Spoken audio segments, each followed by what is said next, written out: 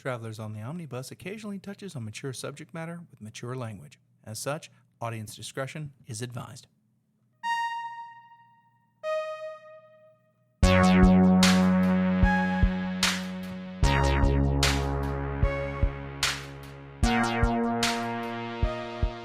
Welcome to Travelers on the Omnibus, a field trip through nerd and pop culture. My name is Brady Davis, and I don't have a bit today because I'm creatively bankrupt. I'm Jody Kite, and I'm also creatively bankrupt. I'm Ethan Skinner. I'm just not creative.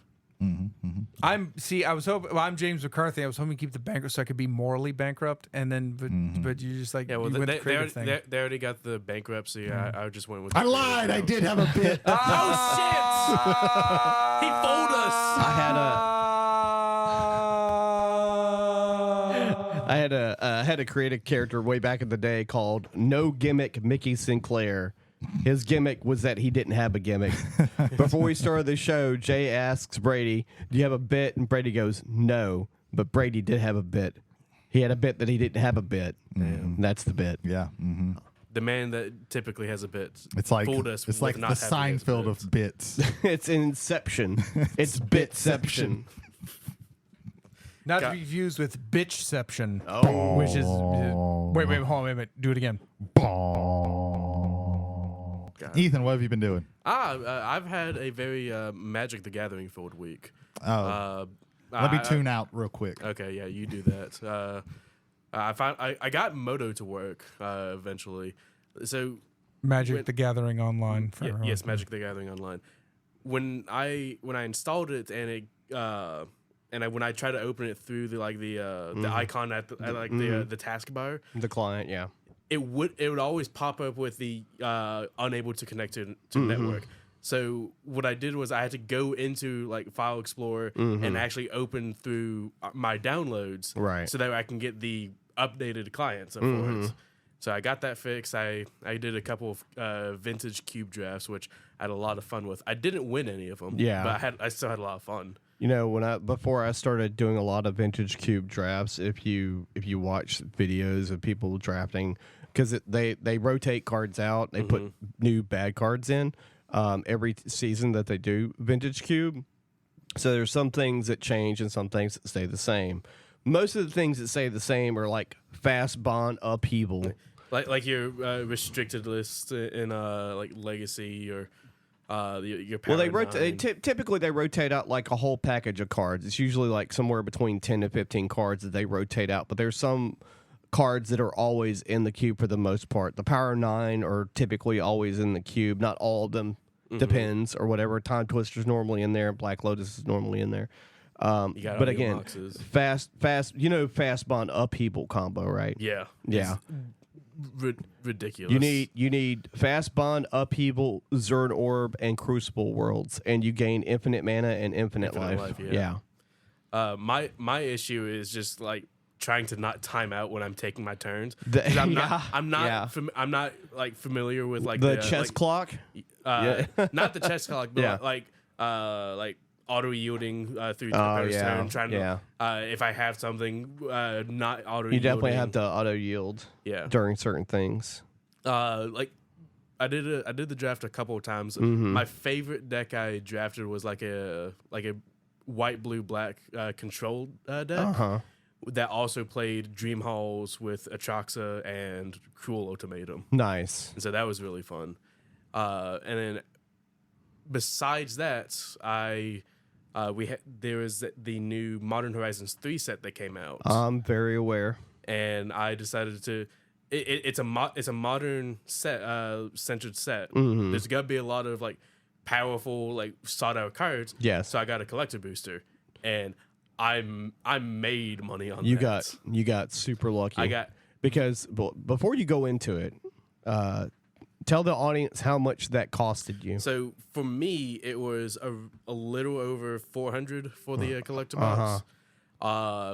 On the day that I opened on pre-release day, everything was valued at like over $700.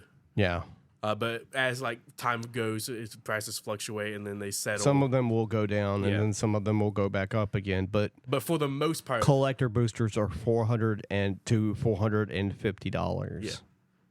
And also, it also depends on like this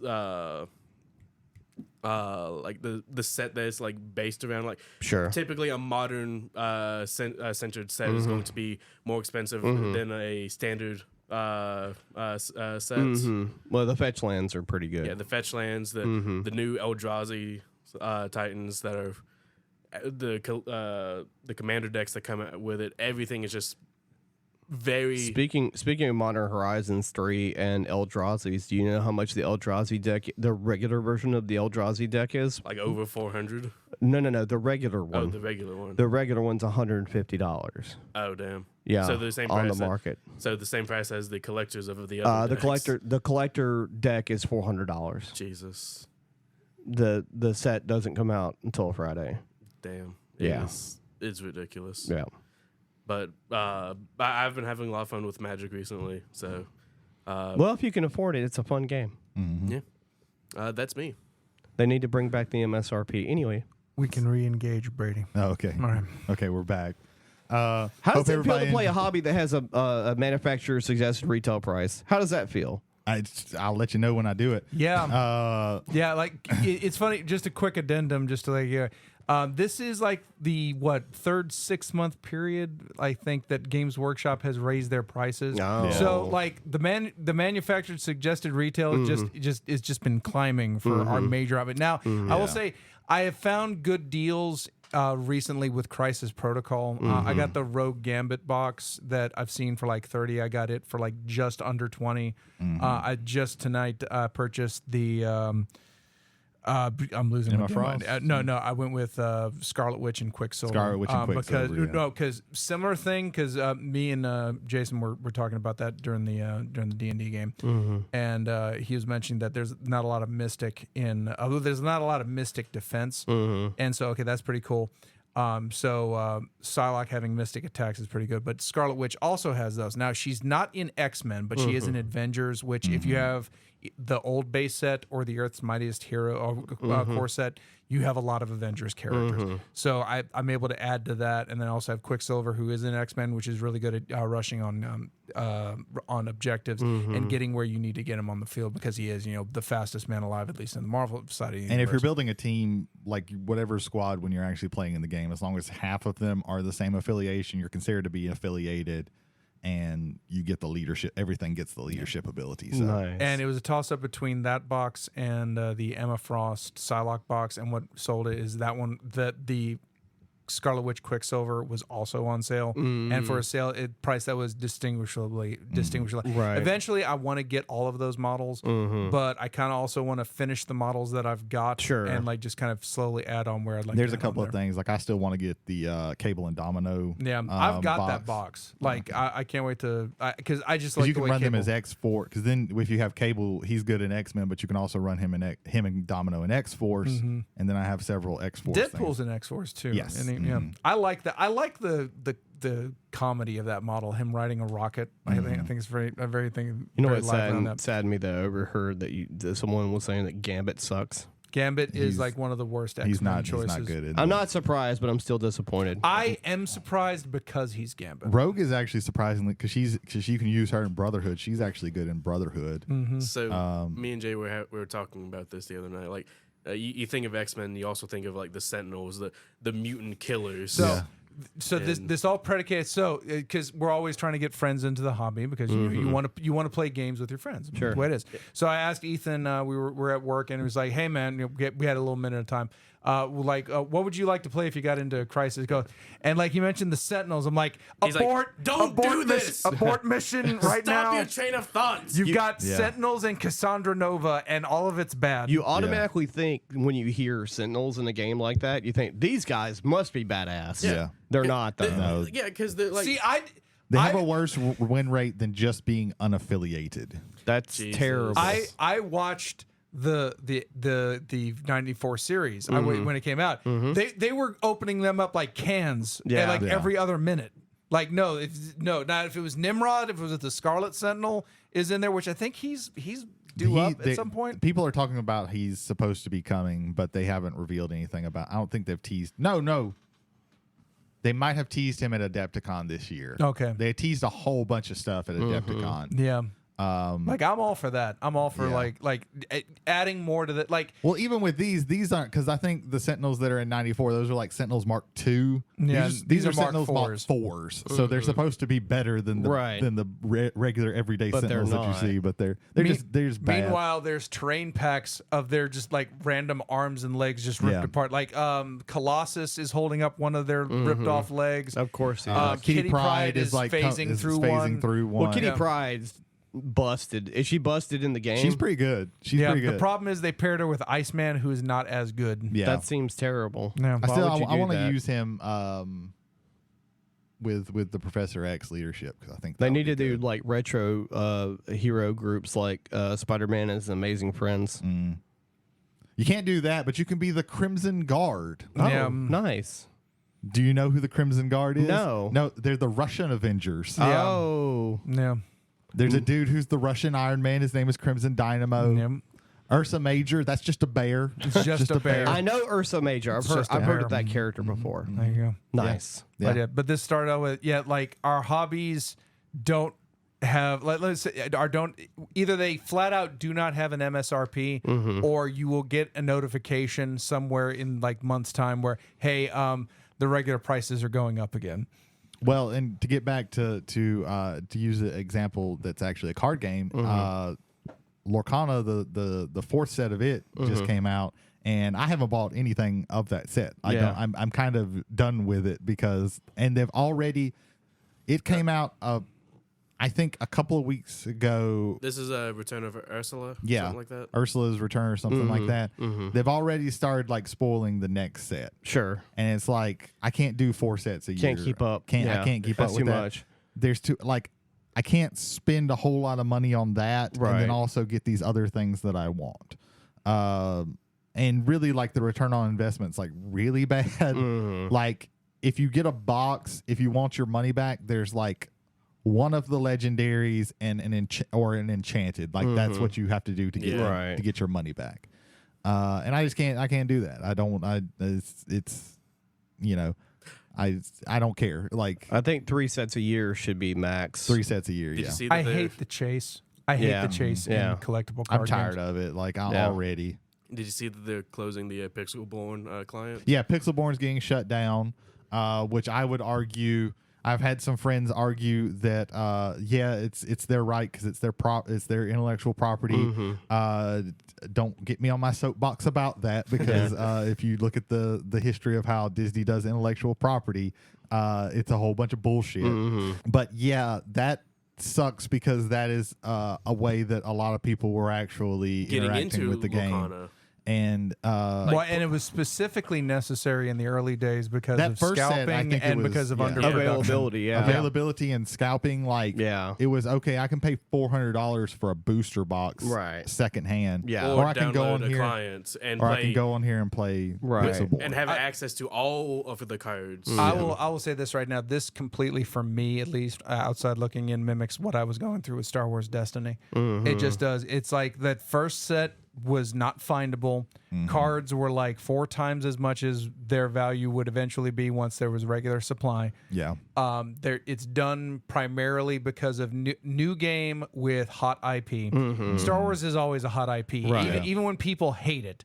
Yeah. They still want it. That's how weird and twisted the whole fandom is in there. And then they flood the market. And then you get a couple things in, and like it was getting to a point where it was like $900 a year to keep up Right. with that hobby, and I'm like, Yeah. I have property taxes, Right. Like what the fuck, man? Yeah. You have other interests too. Like yeah. I have other interests. I have other games that I'm wanting to play. I'm not complaining about financial situation. Like I think everybody has like so much money that they could spend on their hobbies and whatnot. And if you like video games and board games and card games, you have to like kind of like cull that to where you can like channel in a little area, whatever. But when you've got like 4, 5, 6, 7 sets a year, I'm like, I play Commander and Magic because I can afford to play Commander and Magic because I don't have to buy brand new cards all the time, and that's the only reason why I'm still playing that game. Because I wouldn't even fucking play outside of like playing limited on Moto. And it also doesn't help that like the main way that I'm playing is just my friends, we all get together and we have like games that are way too big for the game to actually hold. And Right. It's all right because you're just having fun and it's a dumb, but like it's not. You're not having normal one-on-one games all that often, Right. And it's like I know. I think maybe next month they're going to have another big tournament here at McNard. I probably am not even gonna do that. There would have to be like there has to be like a community to support the reason why you're doing it. Yeah. You know, and there really isn't here. And I personally kind of game. have that because again, like a lot of my friends are into the game, but it's just like I can spend and I can keep up with this, or I can, take way less of this than what I would spend on getting a couple of 2 or 3 or 4 booster boxes and get Shatterpoint and get my Marvel Crisis Protocol, get some new stuff that's coming out from Age of Sigmar 4th edition. And Like, play games that you're still playing with your friends. Right. It's- Right, it- because some of your friends are still playing those too, right? Yeah. Like So, I was about to like make countermand the Jody's point, but the more I think about it is it's like we play our games with our friends. We don't have a game right now that I think of where we play with other like groups that play with one another. We have our play group for Lorcana, but we're not really like going to the shop for pickup games of that. We don't do that for any of the minis games. Right. We're always playing with our friends. And I'm not saying that as a bad thing, but what I'm saying Right. that as far as a community to build that, you need to have like we have the Zocalo, we have the meeting place, we have the primary play group, but you also need other play groups that you interact with tacitly. right. And that's how you build that community up because Right. it's not just one community. Right. It's basically it's a netting of a bunch of small I gaming agree. groups that all Yeah. can kind of play and work together. I don't see that enough. Not even just here at McNarb's. Right. I don't see that enough over at Gamers and Geeks. Right. Over at Pandas. Over any place on the coast. yeah. So it's kind of a sad thing, but it's also like when you don't have like a big city. Like I wish if there's one thing I wish I could like with like how Jarrett and Kevin have it over in Birmingham. Birmingham is a sizable city. Yeah. you can find a first of all you can find a group to play stuff. Yeah. Like they have Weiss Schwartz. Weiss Schwartz, from what I Right. understand, still is playing over there. Well, that's like when we went to Level Up in Pensacola. Like they had a store just for minis. Yeah, Yeah, and, it and was they were pretty much, and they were yeah. playing a giant 40K Yeah. tournament. Yeah, Yeah. and everybody seemed to be And engaging if we would have with went one there on another. Saturday, it was Age of Sigmar Day. Yeah. So Yeah. I imagine they probably have less people come to that, but still, like the fact that you're still having an entire day that's like, okay, come Right. and play this other game that's a less common game. That was a tangent. Yeah. Yeah. Yeah. Well, I mean, Longer it's than been- I expected. Yeah. Yeah. So, We're on fire tonight. Yeah. Yeah. That was good. Jay, what you been up to? What have I been up to? Funny that we mentioned hobbies. So I've been working on the New York City apartment building kit for Marvel Crisis Protocol for a good bit. And this really comes from two things. We've always had a lot of terrain for Age of Sigmar. We have not painted a whole lot of it. Like I've got of a 3-tree setup for Awakened Wildwood. I've painted 1 tree about a quarter of the way. Right. And I think it helps games to not just have gray armies, but also not play on gray fields. So this was a kind of a thing. And I've been kind of off and on. Work kind of cuts into things. Sometimes I get home at night and I'm just like, okay, I'm going to work on, Right. Yeah. and then I wake up Yeah. in the morning and then I have to wait a minute. If I won't be able to work and force Right. myself back down. Yeah. Thank you, melatonin. Anyway.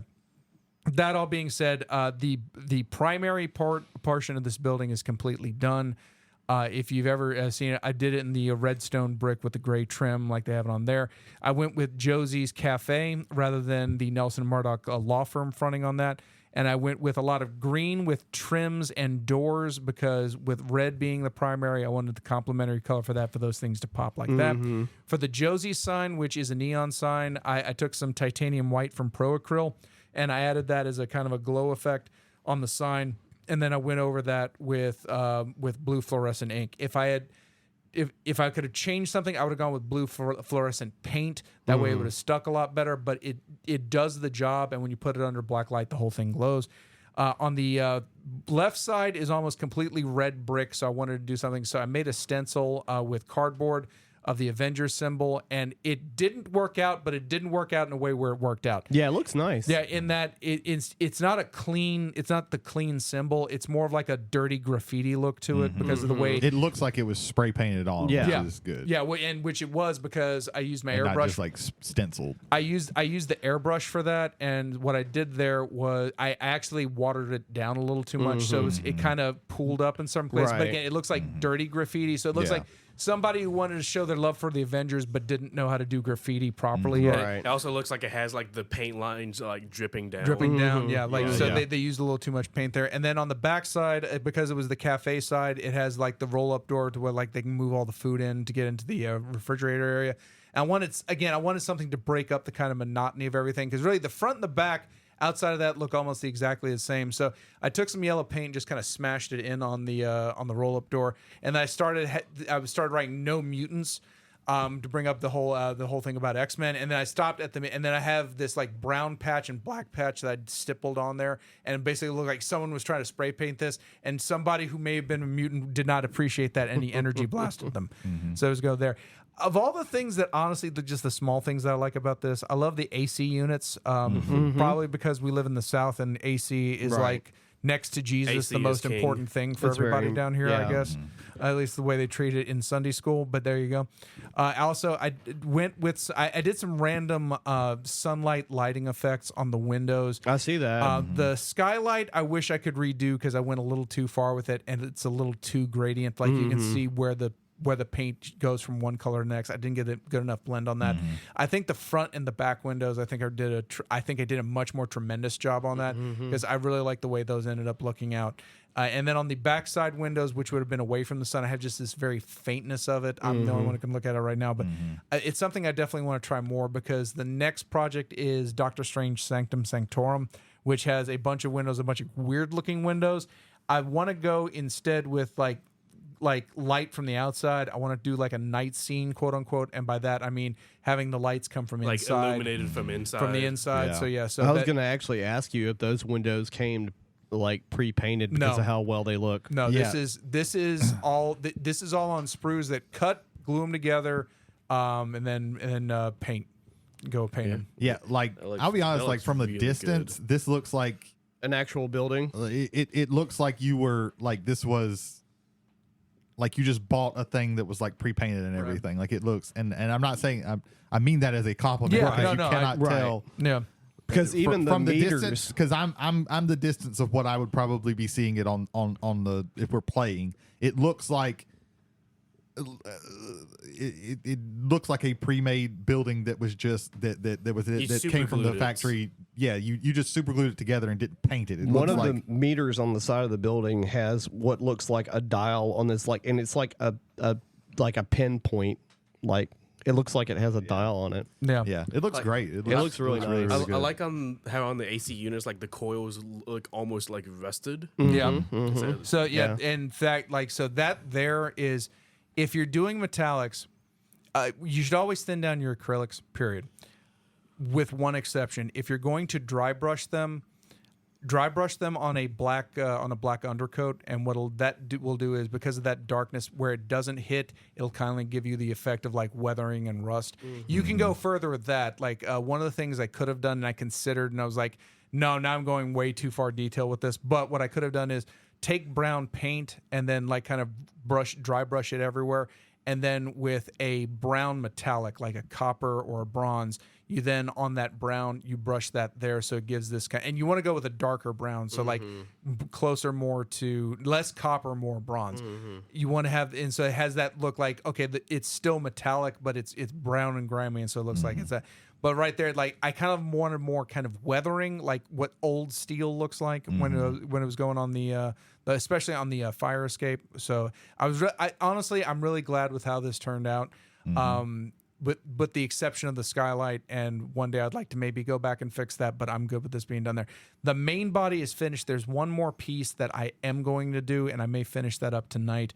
But for play reasons, this thing is ready to go, and I'm happy for it. yeah, So looks it's great. Very, Looks great. very good, very good. Now we need the Hulk underneath it, just lifting it. Yeah. I need to. I've tried to get back to painting again on a semi-regular basis. I even moved some stuff around in my apartment so I could get to my little painting desk easier. Because I do believe, like, if I had a place where I could just have a permanent, just sit that there, and then I could all I had to do was sit down and paint, then it would be a whole lot easier. But yeah, I've started doing some stuff that I hope that I can talk about later on. Nice. I definitely want to get back into using my airbrush and picking up that technique, because first of all, if I had tried to just put the stencil down and then paint on the stencil, I think it's a bad effect, except not weathered. It's like it's a bad effect of, like, now stuff is literally globbed up in areas. Right. Excuse me. And you absolutely don't want that. Yeah. So, but yeah, I had a few other things, but honestly, I've tooted my own horn, and I've been very grateful of the praise from my fellows. So I'm going to leave it at that as far as my week goes. My headcanon for the No Mutants thing is that J. Jonah Jameson was walking by and he saw somebody writing that, and he shot them in the head. Ah, okay. It's because J. Jonah Jameson, as much as he hates Spider-Man, he loves mutants. Really? Like, literally, Yeah. for as much as he hates Spider-Man, if he sees Spider-Man save an old woman from a fire, he's going to turn it into. He's a menace But to if society. somebody starts talking about mutants, he is all up in their shit. Calls them out for their bigotry and Yeah. and That's and all that. hilarious. Yeah. Quick shout out to Jason Holder of the Whiskey and Wrestling Podcast. His headcanon for this is the owner of the place doesn't like the Great Muta. Yeah. And we need it. We need, if there's ever a Great Muta figure, we need to take a picture of that with nobody yeah. and just have him be sad. We could probably find one. Mine Be is great. like just the guy actually fully graffitied like no mutants, and then a mutant came by and started painting over it. Yeah, that worked too. Yeah. It's always good to have little things like this to where you can make little stories about them, because it adds more to the game. Yeah, the model is not just what the sculptor came up with. You as a painter, you as a person putting together and expressing yourself in the hobby have a lot to do with that as well. Yeah. All right. That's great. Jody, what have you been doing? So, because of my mid-tier PlayStation Plus account, I've been able to like download and try a bunch of different games. And one of those games was Untitled Goose Game. Okay. I don't know if any of y'all have played that. Yes. That's an oldie but a goodie. Yeah. That is like one of my favorite ideas for a game ever. Yeah. I love the idea that its listing was Untitled Goose Game. It's like, don't worry, folks, we're going to come up with a name.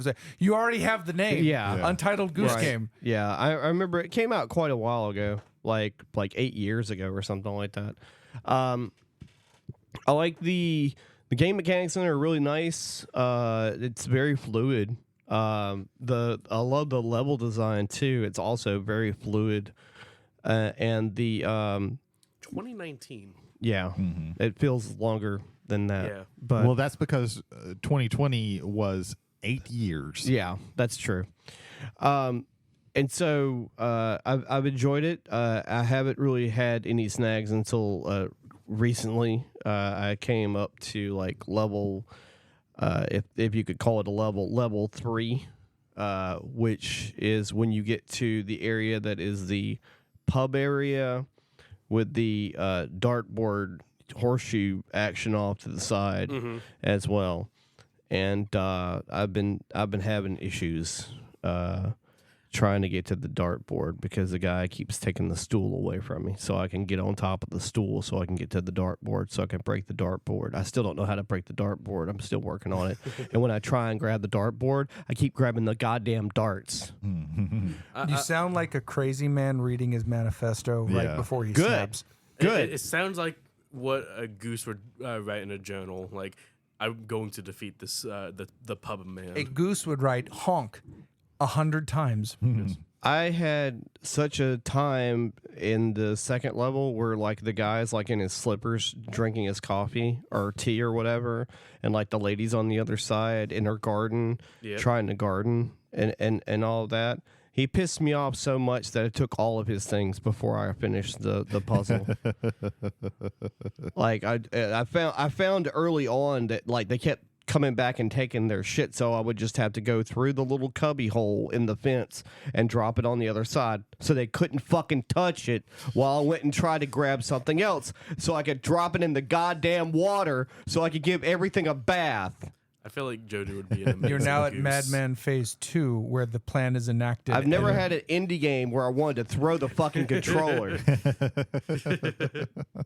I want to throw the controller with Untitled Goose Game. And then I played a little bit of Bugsnax. I don't know if you played that yet, Ethan. Bugsnax. I have not. Talking about Bugsnax. Bugsnax. It's interesting. It's interesting. It gives me that. It gives me that like old school Nintendo 64 kind of feel to it. You know. Ah, gotcha. Yeah. It came out a few years ago as well. Came out 2020. Mm-hmm. It's more of it's another game that's very like sort of puzzly, but you know, not in the Myst kind of puzzle. You know. I feel like with like the art direction of it, I think Bianca would like it. Oh yeah, it's very cutesy, very artsy. You'd like Bugsnax. You would. You have to go collect bugs, but the bugs are made out of like fruits and stuff. And then you feed the bugs to some of the villagers that want you to feed them the bugs, and then their arms turn into carrots and shit. Yeah. So I did that, and I watched a lot of this week has been a non E3 E3. Mm-hmm. We don't need E3 anymore because now we have like 14 different channels that are like streaming video game trailers and talking about upcoming titles for this year and next year. The Summer Game Fest. Yeah, the Summer Game Fest, where you have like the PC Gamer had their own thing with Day 9. These are all about like 2 hours long. Some of them are a little bit shorter, some are a little bit longer. Then there was the Xbox Showcase, the PlayStation Showcase, and I think Ubisoft had a showcase, but I think it was like terrible from what I've heard. I haven't watched that one yet. But it's pretty nuts to me that especially like this current console generation, that the two current like, you know, contenders for console for AAA titles like Xbox One XXS and PlayStation 5 really haven't had a whole lot of. In fact, I recently watched a video where someone like took all of the games that are not available on the 4, like games that make the 4 games that look better on the 5. If you take that out, and the same thing for Xbox, if you take out like previous generation Xbox games that are available on the current console to make the games look better, if you take those out, you take out remasters, you take out remakes, and you take out this, that, and the other thing. You hardly have any. You have like on the PlayStation 5, you have like Spider-Man 2, and then on the Xbox, there's like another game on a similar level or whatever. There's literally like 2 games, maybe 3 on both systems. And that's been going on since those systems came out, like for the past 3-4 years or whatever. This year, Xbox has more new games coming out that seem interesting than both PlayStation and PC. Oh, wow. Like more than half of the PC titles were like cozy games. And hey, if that's your bag, that's your bag. But, you know, games like, and not even as complicated as Animal Crossing. I'm talking about super cozy like games that you would expect to be on something like, you know, back in the day Facebook games, or now like maybe on your mobile device. Just really boring looking games. But Xbox has got a slew of titles coming out. They announced a new Gears of War. Yeah, I saw it's like a prequel to like the first one. They announced Gears of War. Like E-Day or something like that. I can't remember. Yeah, Emergence, it's about Emergence Day. Emergence Day, Yeah. It's been forever since I played any of the. Like the idea of that because I remember the original Gears of War and I loved playing the original Gears of War. The first 3 I loved. Yeah, they were really good. I didn't because I didn't have the Xbox. My buddy Jason had it, so we played like completely through like the first one in co-op. Yeah, which honestly, out of all the games that like in that generation, like I can think of like Army of Two, the Halo games, that game to me played better in co-op than almost any other game. Oh, yeah. In that series. Oh, not in that series, but in that kind of genre. Yeah, game. the second one I played entirely co-op. The first one I played single player, and then I played with a friend co-op. We played it like on the hardest level and got to close to the very end, and then just stopped playing. But and the third one I played completely alone. But yeah, those are really good co-op games. Really, really The great. Gears games have always been on like my like. I hear nothing but good from at least from the first three, but I can vouch for the first three. I never played another one. But after that. I didn't grow up with an Xbox. It Yeah. was always just PlayStation, Nintendo, Right. and so I never played any of the Halos, none of the Gears, nothing. You missed out. So games that are mentioned. One that I didn't get to play because back in the day I didn't have a comparable PC to play it, but they remade or they're remaking Age of Mythology. That's coming out for the Xbox and for PC, and so Steam, Windows. Not that we talk about COD a lot, but Black Ops 6 is coming they're out. making a Black Yeah. Ops 6 this October. I mean, sure. One thing that looked really fucking badass was the new Doom game. Doom: The Dark Ages. The Doom, Okay. the Dark It is. Age. They gave him a chainsaw shield. Yeah, Okay. and you could fly a dragon or something. He was flying something. It was a hell dragon. It's It looks it's like amazing. they combined like some medieval aesthetics to Doom, the current Doom aesthetics. It's as if you can put shotguns in Skyrim. Yeah. As it almost like. And actually a new Indiana Jones game that looks interesting. So Indiana original story. They're making a new Lego game. Could you guess? Oh, could that you looks guess what like it is? trash. Oh yeah, this is Horizon. Lego.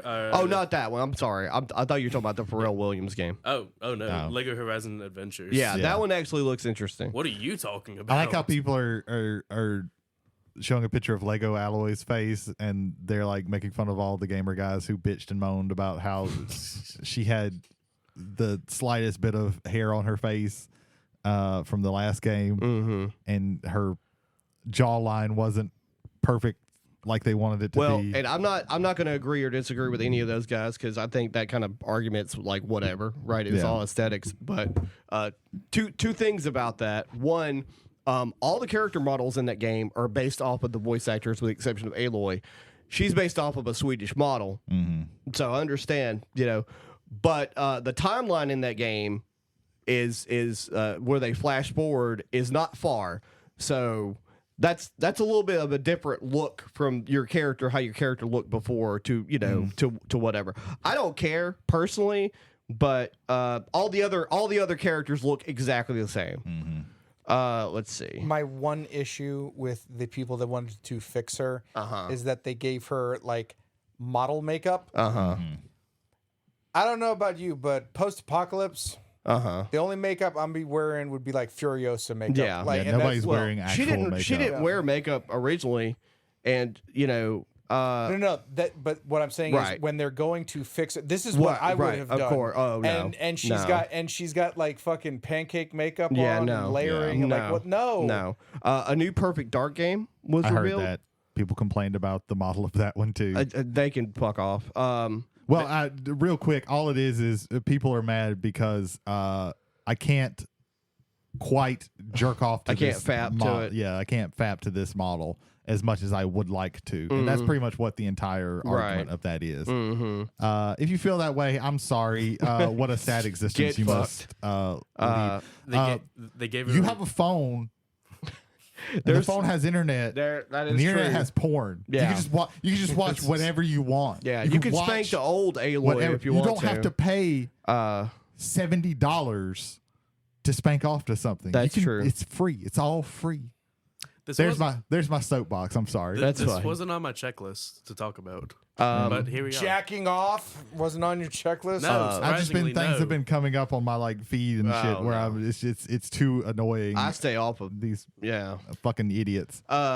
Flintlock looks pretty interesting too. That's a new game coming out for these are all on a system I don't own, by the way. Yeah. They gave a release date for Fable sometime in Oh yeah, Fable was 2025. announced. Okay. Fable was announced. So is Fable 2025 a remake of Fable or like the next game in the series?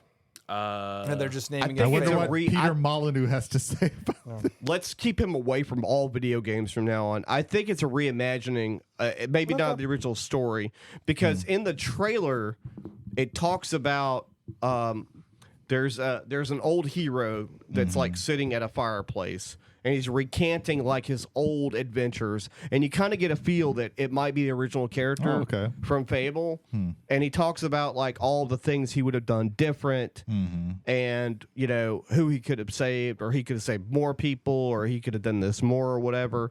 And then this other character shows up, and I think it's like somebody that, you know, supposed to be like maybe his predecessor, and she doesn't look like a nice person. Like I think she's like in it for herself, and I think that might just be like you could pick sides on what you want to do.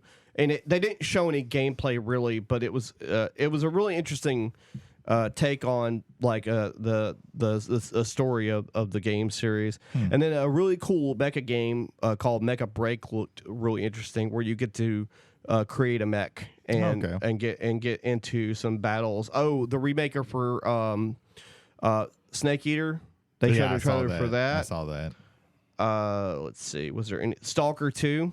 I don't know if you've ever played the first one. Now, is that the sequel to Shadow of Chernobyl? Yeah. Okay.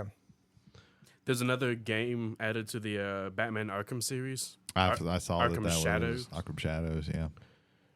There's a new DLC for Diablo 4 Yeah, if Diablo you're 4. interested in that. Another thing for Elder Scrolls Online. Free DLC for Fallout 76 that's coming out if you play that game. I think a lot more people have started back on that game since the show. And a DLC for a game that was like kind of, I would say shit, but probably mid when it came out compared to like the hype for it. Starfield had a reveal trailer for its new DLC. Okay. And it reimagines the whole, like not the whole game, but at least the DLC part of this game, Eldritch Horror. Like it's fucking like in the mouth of madness in space or Event Horizon. Yeah, it looks that looked really cool. That looked really cool. Nice. Okay. That's me. Real fast, because we started talking about like all these like PlayStation, Xbox. There was a sale on the PS Store, and I got Catherine Full Bodied for $7. Yeah. Okay, yeah. I also got Catherine Full Bodied, and I got it for like $9.99 last month on sale. Because I had the original game on the 360 when it came out. I had mine on the PlayStation 3. You have the collector's edition, don't you? I have the collector's edition of both that and Full Body. Yeah. It's again. The first one came in a pizza box, Yeah. Jesus. and you have a C. Catherine pillowcase. And there was a T-shirt, right? Or There was no? a T-shirt as well that was actually pretty cool. Is C. Catherine the crazy one, or is that the kid? C. Catherine is the blonde crazy one. Okay. Yeah. Again, it's a game that's been on my list, but just never got around to playing it, and now I have the ability. So Yeah. You haven't played it though yet. not yet. Okay. It's kind of worth playing, going back, and also if you can get the original as well, because they do change a lot of things. Gotcha. Even like the way some of like the actual puzzling works. Because Catherine's both of those I think are absolutely my favorite puzzle games. I'm not a big puzzle guy, but yeah, those are great.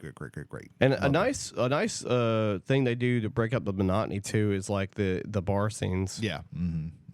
Where you get some RPG ish elements or whatever. Yeah. Where you decide on what you should be doing. Yeah. Yeah. Yeah. Both of those are really, really good. So you made a good choice. Yeah. So yeah. Brady, what have you been doing? Speaking of things that have riled up chuds online, I watched the first 3 episodes of The Acolyte, a new Okay. Star Wars show, Okay. which takes place in the High Republic All right. era, which is like 500-ish years before anything from the prequels even takes It's place. already got one up on it. No Skywalkers. Yeah, I No want to Skywalker. say it is there's a chance that like Yoda's like the only person that's going to show up That's in here. fine. And we're Okay. going to get like younger Yoda. He might not even be a Jedi Master Grogu. Joke's on you. Next episode, Julian Skywalker. Yet. Alphonse Skywalker. It's pretty interesting so far.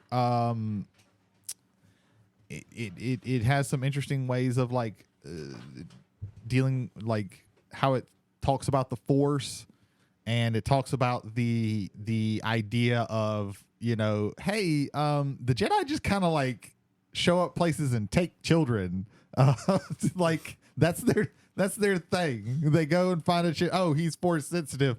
Come on, you're gonna be a Jedi now. And how that's a little weird. That's kind of what Qui-Gon did. Yeah, I mean that's basically what the like for a since he had to place a bet to get his since freedom. like extra things have you know, outside of like the original movies, as long as people have been doing like things like they've been talking about like, hey, yeah, Jedi get kids when they're get new recruits when they're like really young. Like I've seen some like comics where they're like literally taking babies. Oh God. You can't care about your parents if you don't remember them. And that talks about, and it also talks about how it seems like the Jedi have a monopoly on who gets to use the Force, like kinda. It follows. It's kind of a mystery show, but I don't think it's going to really, like, there are some mysteries in it, but I don't think it's a mystery show where there's this young lady going around killing Jedi, and they're trying to figure out why this. I don't want to really spoil it. So they're trying to figure out, like, first they're trying to figure out like who she's doing now, and then they're trying to figure out like exactly why. They kind of figure out why pretty early. So I think there's and then like the third episode is kind of a flashback to like the inciting incident. But it's pretty good so far. I like it. It's Star Wars, and it's not just okay, we're on a fucking desert planet, and it's also you get to see the Jedi when they're kind of at their highest power. And I think this is, from what I have read, this is going to be a story that kind of like, how do the Jedi get to a place where in the, like, what starts off, this is kind of like this gets the ball rolling of, okay, how the fuck do all the Jedi not know that a fucking Sith Lord is playing them all like fucking fiddles in the prequels? How do they kind of get to this place? Because like this is not like a this is the Jedi at probably their most powerful, to be honest. It could be argued that during the Clone Wars the Jedi were at their most powerful because they had a fucking army, but they stole that army though. Yeah. But yeah, it's pretty good so far. Of course, there's been a lot of discourse about it, but I think it's all, what are they complaining about exactly? So there in the first episode, one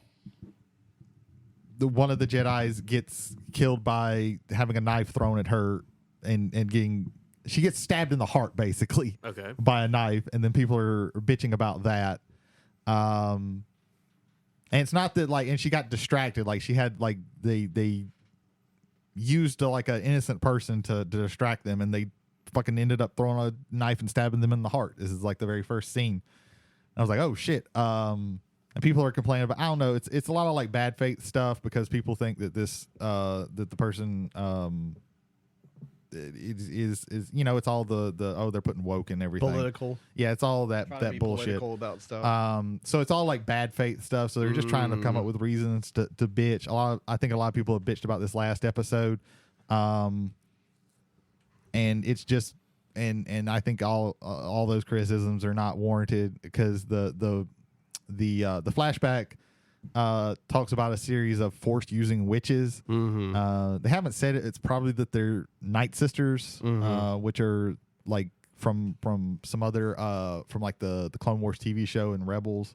Or is it like the three? Are there three of them? No, it's like a whole coven. Oh, of them. Like okay. they literally I call got themselves a I coven. got you. Because there's the three with Thrawn. Yeah, and there's one that's literally the same. She's a Zabrak. She's the same race as Maul and his brother. So that's what people are thinking, but they haven't like called it. But they haven't like said that yet. I think that they're probably going to reveal more. because they tell you like what happens, but they don't tell you everything from everybody's point of view. So I think we're probably going to get another point of view later on. But yeah, The Acolyte is pretty good so far. It's different enough and in a different enough time that it's interesting. We got all new people. Right. We're not going to connect it to anything really, so that's great. And there's not really much of a way to connect it to everything. Somebody's not going to show up and say that their last name is Palpatine or anything like that. Right. So I think we're good on that. Again, I think like Yoda might show up, and that's like the only thing that could be shown. Just kidding, Zebediah Palpatine. Yeah, He started out a farmer, and then he'll go on to form the greatest evil lineage of all time. Yeah. I mean, Christ. you know, the last Star Wars movie, you can just say whatever the last name you want to say. Yeah, you can just call yourself You anything. can just call yourself Skywalker. So yeah, I've watched those. Those are pretty good. I'm excited for where this goes. It's giving you more Jedi. Like the Jedi are all like the main characters, so that's Is cool. it one of the actor for like the main Jedi, also the main actor in Squid Games? Like is the one of the main guys is in the Squid is one of the Squid Games. I don't know if he's the main guy because I've never watched Squid Games. I never got around to watching it, but I know that he's in Squid Games. Lee Jung Jae. Yeah. That's probably not how you pronounce his last name. I apologize. Jedi Master Soul. He's a main character. Carrie Ann Moss is in this. She's a Jedi Master. Yeah, it's Jody Turner Smith shows up in the third episode. It's pretty it's pretty good.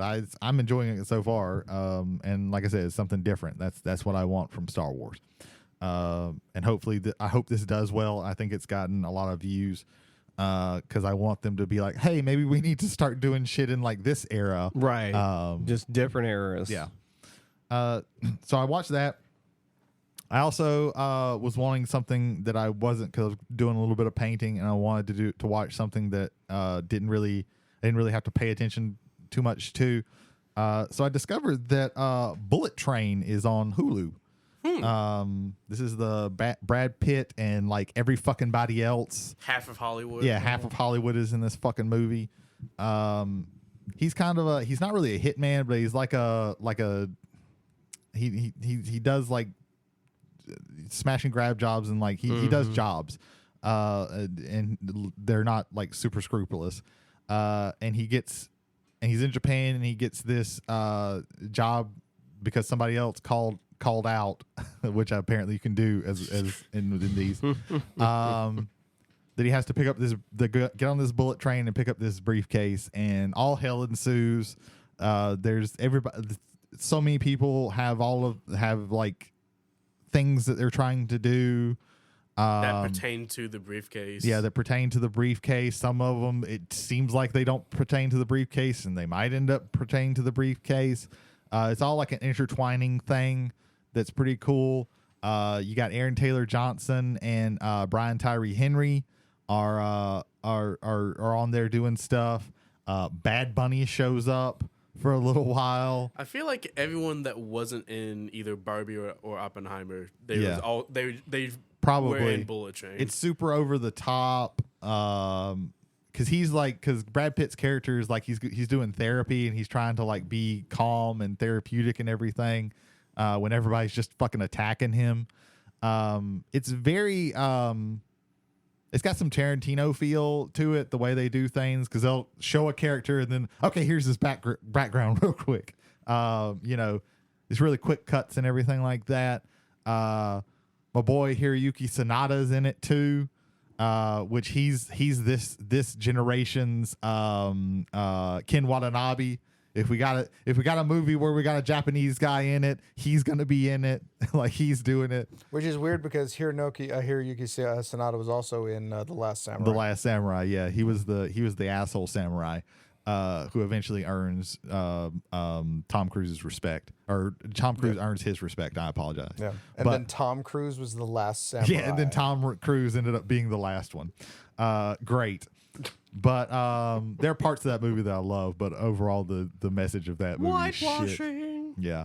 Has Sandra Bullock and Sandra Bullock Zazie shows up Beetz. at the very end. That's power whitewashing. Yeah. Zazie Beetz shows up in there. And Lady Joey Gaga. King, Lady Gaga. Yeah, it's in the cast. Huh.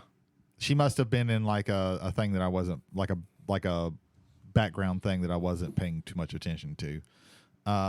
Cameos, the movie. Yeah. Yeah, it's a fun movie. Like it's not like cinema, but like if you want a dumb fun movie that's just over the top, it's a good watch.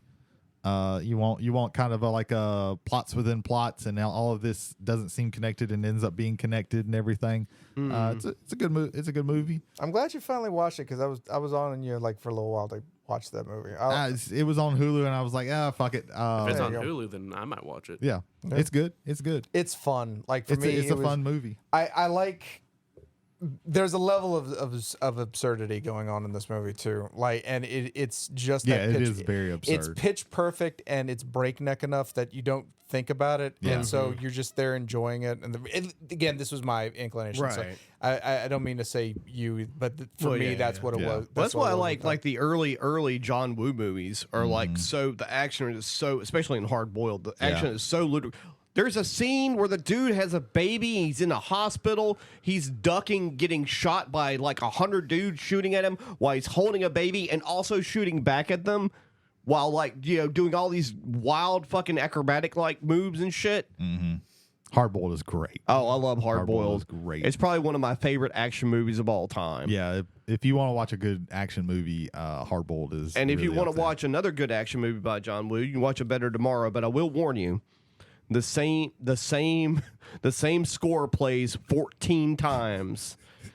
If you want another good action movie by John Woo, you can watch Face Off. Yeah, that's a wild movie. I love how the cover for I the was a bigger Blu-ray fan of the box. Replacement Killers. The I did Replacement like the Killers is Replacement also Killers. really, yeah. really good. Yeah. Although I was also a big Crystal Method fan, so That- keep Yeah, hope that alive. Replacement Killers was soundtrack is great. fucking You killer. can't go wrong really with most John Woo. Right.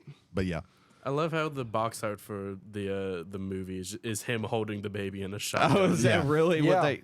Yeah. That's a different cover than what I've got. Yeah, I've got a different one than that. Yeah, I've but got yeah. the cover where it's like him and the cop.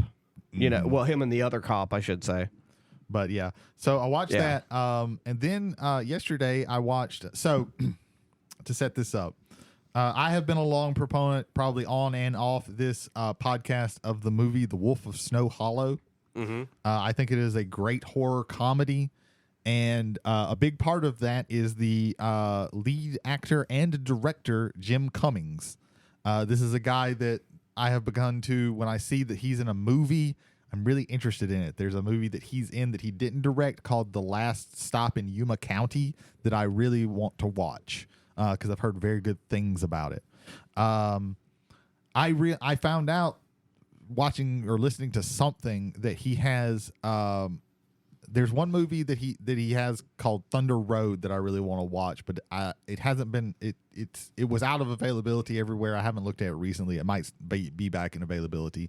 But he has a movie on Hulu called The Beta Test. So the premise of this is he plays an agent at like this talent agency, and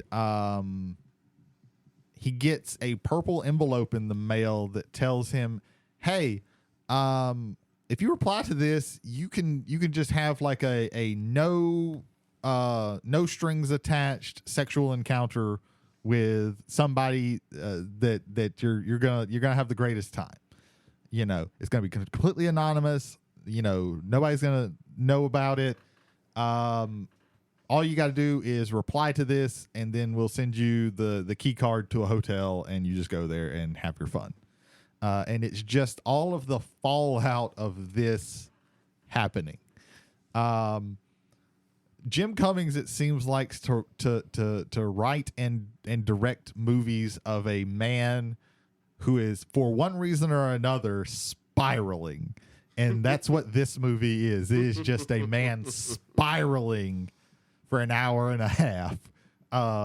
Just man. This is really, really good. I really enjoyed this movie. It's great. It is just this man, just his life just falling apart for an hour and a half. Like it's so crazy, and like there's this like monologue that he has at the end that is just the greatest. Like I really, really, really enjoyed this movie. It's funny, but it's not quite as funny as I think as The Wolf of Snow Hollow. But yeah, if you want like to see a man just like lose it for this entire time and his life just fall apart, this is a great movie. It's an interesting, like when he finds out like exactly what's going on, because he even finds out, and this is not a spoiler because you kind of get this from the first scene, that a lot of these envelopes are going out like all over the place. So he's trying to figure out what the hell is going on. He's trying to figure out like, you know, just dealing with the ramifications of this and the fact that he, you know, hates his life and hates everything. He's engaged to be married and he's having to deal with that, and he hates his job. Like he hates everything. It's just like, it's really hard to explain more without just giving things away. But like, this is a really, really, really good movie. I thoroughly enjoyed it. It's just like kind of this tense thing the entire time. So if any of that sounds good, just definitely check that out. I really want to continue watching Jim Cummings' movies because he's a really good actor at what he does. Check that out if that sounds good. I believe that is everybody. Jay, do we have any feedback? Yes. Oh shit. Yes, we have some we have some internal and some external feedback. We're going to give the internal feedback here quick. This is a correction from our previous episode on a superhero animated television. It was already brought up as a future Jake comment in that episode, but I wanted to stress it here again as well. We gave a lot of respect and rightfully so to Mr. Bruce Timm for his contributions as the producer and basically the creator of Batman the Animated Series, and a great deal of great media inside the DC animated universe. However, we skipped over, and most of that is my fault because I just I glossed him over. I stressed so much on Mr. Timm that I did not also mention one Mr. Paul Dini. Paul Dini worked hand in hand with Bruce Timm, where I said in the episode that Bruce Timm was the creator of Harley Quinn. He was the co-creator. Paul Dini was also the creator of co-creator of Ms. Harley Quinn. He was also the co-creator along with Bruce Timm of Terry McGinnis, who we all know as Batman Beyond. Mm-hmm. They were also together creating this. We didn't mention at all. They were the creators of Freakazoid. We mentioned Freakazoid briefly, and in addition to that, Paul Dini, if you liked Arkham Asylum and you liked Arkham City, Paul Dini wrote the story for both of those. So if you want to know want to know why that was an authentic to the animated series feel, that is the 100% reason. It's not just Kevin Conroy, it's not just Mark Hamill. The man writing their dialogue was one of the seminal creators for that series. So again, mea culpa to Mr. Dini and to all of his fans. One of them, which being me, for everything that he did for the animated series. But I just wanted to get it out there again as a correction, because if I'm going to make a mistake like that, I want to make sure. Well, yeah, that was a big blind spot for all of us. Yeah, as we were talking about it, like something in the back of my head was saying like there's another guy that we're missing. I just couldn't think of the name. It didn't come to my brain, and I just didn't say anything about it. So yeah, we're all responsible for that. We should have definitely mentioned Paul Dini, because he is just as important as Bruce Timm when it comes to all that. There you go. All right, second thing, now our external feedback. This comes from a friend of the show, Jason Kennedy, aka Hat, aka Siggy, aka other names to be determined down the line. But this is passenger feedback on Chalk Wars. So I have another obscure Star Wars character that I would like to introduce to the cast too. In fact, it's not really a character, but a practical joke made manifest known as Ketch. Ketch is an Ewok X-Wing pilot. Yep. It started out as an in-universe joke and then became a thing. And yes, so yeah, there's It is Ewok. amazing. Yes, Ewok. They had to build the pedals for the ship bigger up so that his feet could like actually work the X-wing. Not even kidding on that one. So there you go there. But This yeah. teddy bear can fly. Yeah. Yes, a second piece of feedback from him. Oh, and I'm hoping for a super spicy episode if you talk about Steamforge Games takeover of Privateer Press. It will not be an episode, and it will not be spicy, but we will add maybe some Taco Bell mild sauce on this. So very recently, Steamforge Games, makers of the, I believe, Guild Ball. Yeah. Mechs versus Minions. Yeah, and for me specifically, the the original Dark Souls board game, they have effectively purchased. It's effectively just the distribution, or did they purchase the IP? They purchased the IP from what has been said. Like, but still, like Privateer Press is going to have like some help with there's that, some kind of partnership. It's very unclear and muddy. I didn't go into it. I didn't like do a whole lot of research into it because like I just don't want to, honestly. They have some kind of partnership, but they will be owning but Steamforge will be owning and distributing the IP of Iron Kingdoms, which includes War Machine. It includes all of the side games for that. So that's Warcaster. I can't remember what the tagline for that, and Riot Quest. It also includes the Iron Kingdoms RPG. And they also have the P3 paint line.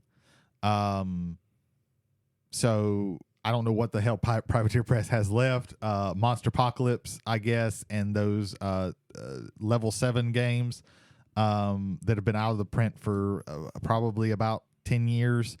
But yeah, a Steamforge game is doing that. I don't know. None of us play War Machine anymore, so like none of us really care. I am probably the most interested in War Machine of anybody in our entire friend group, and I still like couldn't make myself care that much because I'm just not gonna buy any of the new stuff. If I'm gonna play it, I'm just gonna take all of the old stuff and just use all the updated rules for 4th edition, Mark IV. Yeah, that's really all that I have to contribute because there's like I just don't. It's not spicy because I just don't care. It's weird that they did this. I don't fully understand it, but I also like can't bring myself to care because like I have other games that I would prefer to play. Privateer Press was mortally wounded with the creation of Atomic Mass Games. Part of it was the design staff going over to that company. Yeah, I think left. also part of it because Asmodee then took them as a priority because I believe Asmodee was a distributor for Privateer Press in some part of the world. Possibly. So I think this is just a cascade of events of that. Since the time when the Wills left. Yeah. Yeah, Will Schick and I forget. I can't remember. Not the other guy. Hungerford. Was it Hungerford? No, Hungerford stayed. I thought. I think Hungerford stayed. It was the bald guy with the goatee. I can't remember his name. I can't remember it either. It's been so long since I've really paid that much attention to the goings on in Privateer Press because War Machine used to be my game. Yeah, but I'm a two-sided coin on this where I have not played a game from Steamforge Games that I've enjoyed the rules for. I thought Guild Ball was too much. I got the Dark Souls game because of how good the production was and how big of a Dark Souls fan I am. Once we got sat down and played the game, it just evaporated. It was a nightmare. The grind of that game is bad. And sadly thematic, but I don't want to necessarily grind in a board game. When you just go, okay, here's some upgrades. Go fight this boss. That part was actually fun when we actually got to that part. But like grinding through and like getting levels before you fight the boss. At least you had that. shitty. In Bloodborne, you just had. Yeah. Well, Bloodborne was done by Simon. Yeah. So it's two different designers and publishing companies there. That's the one side of the coin there. The other side of the coin there is much like Awakened Realms.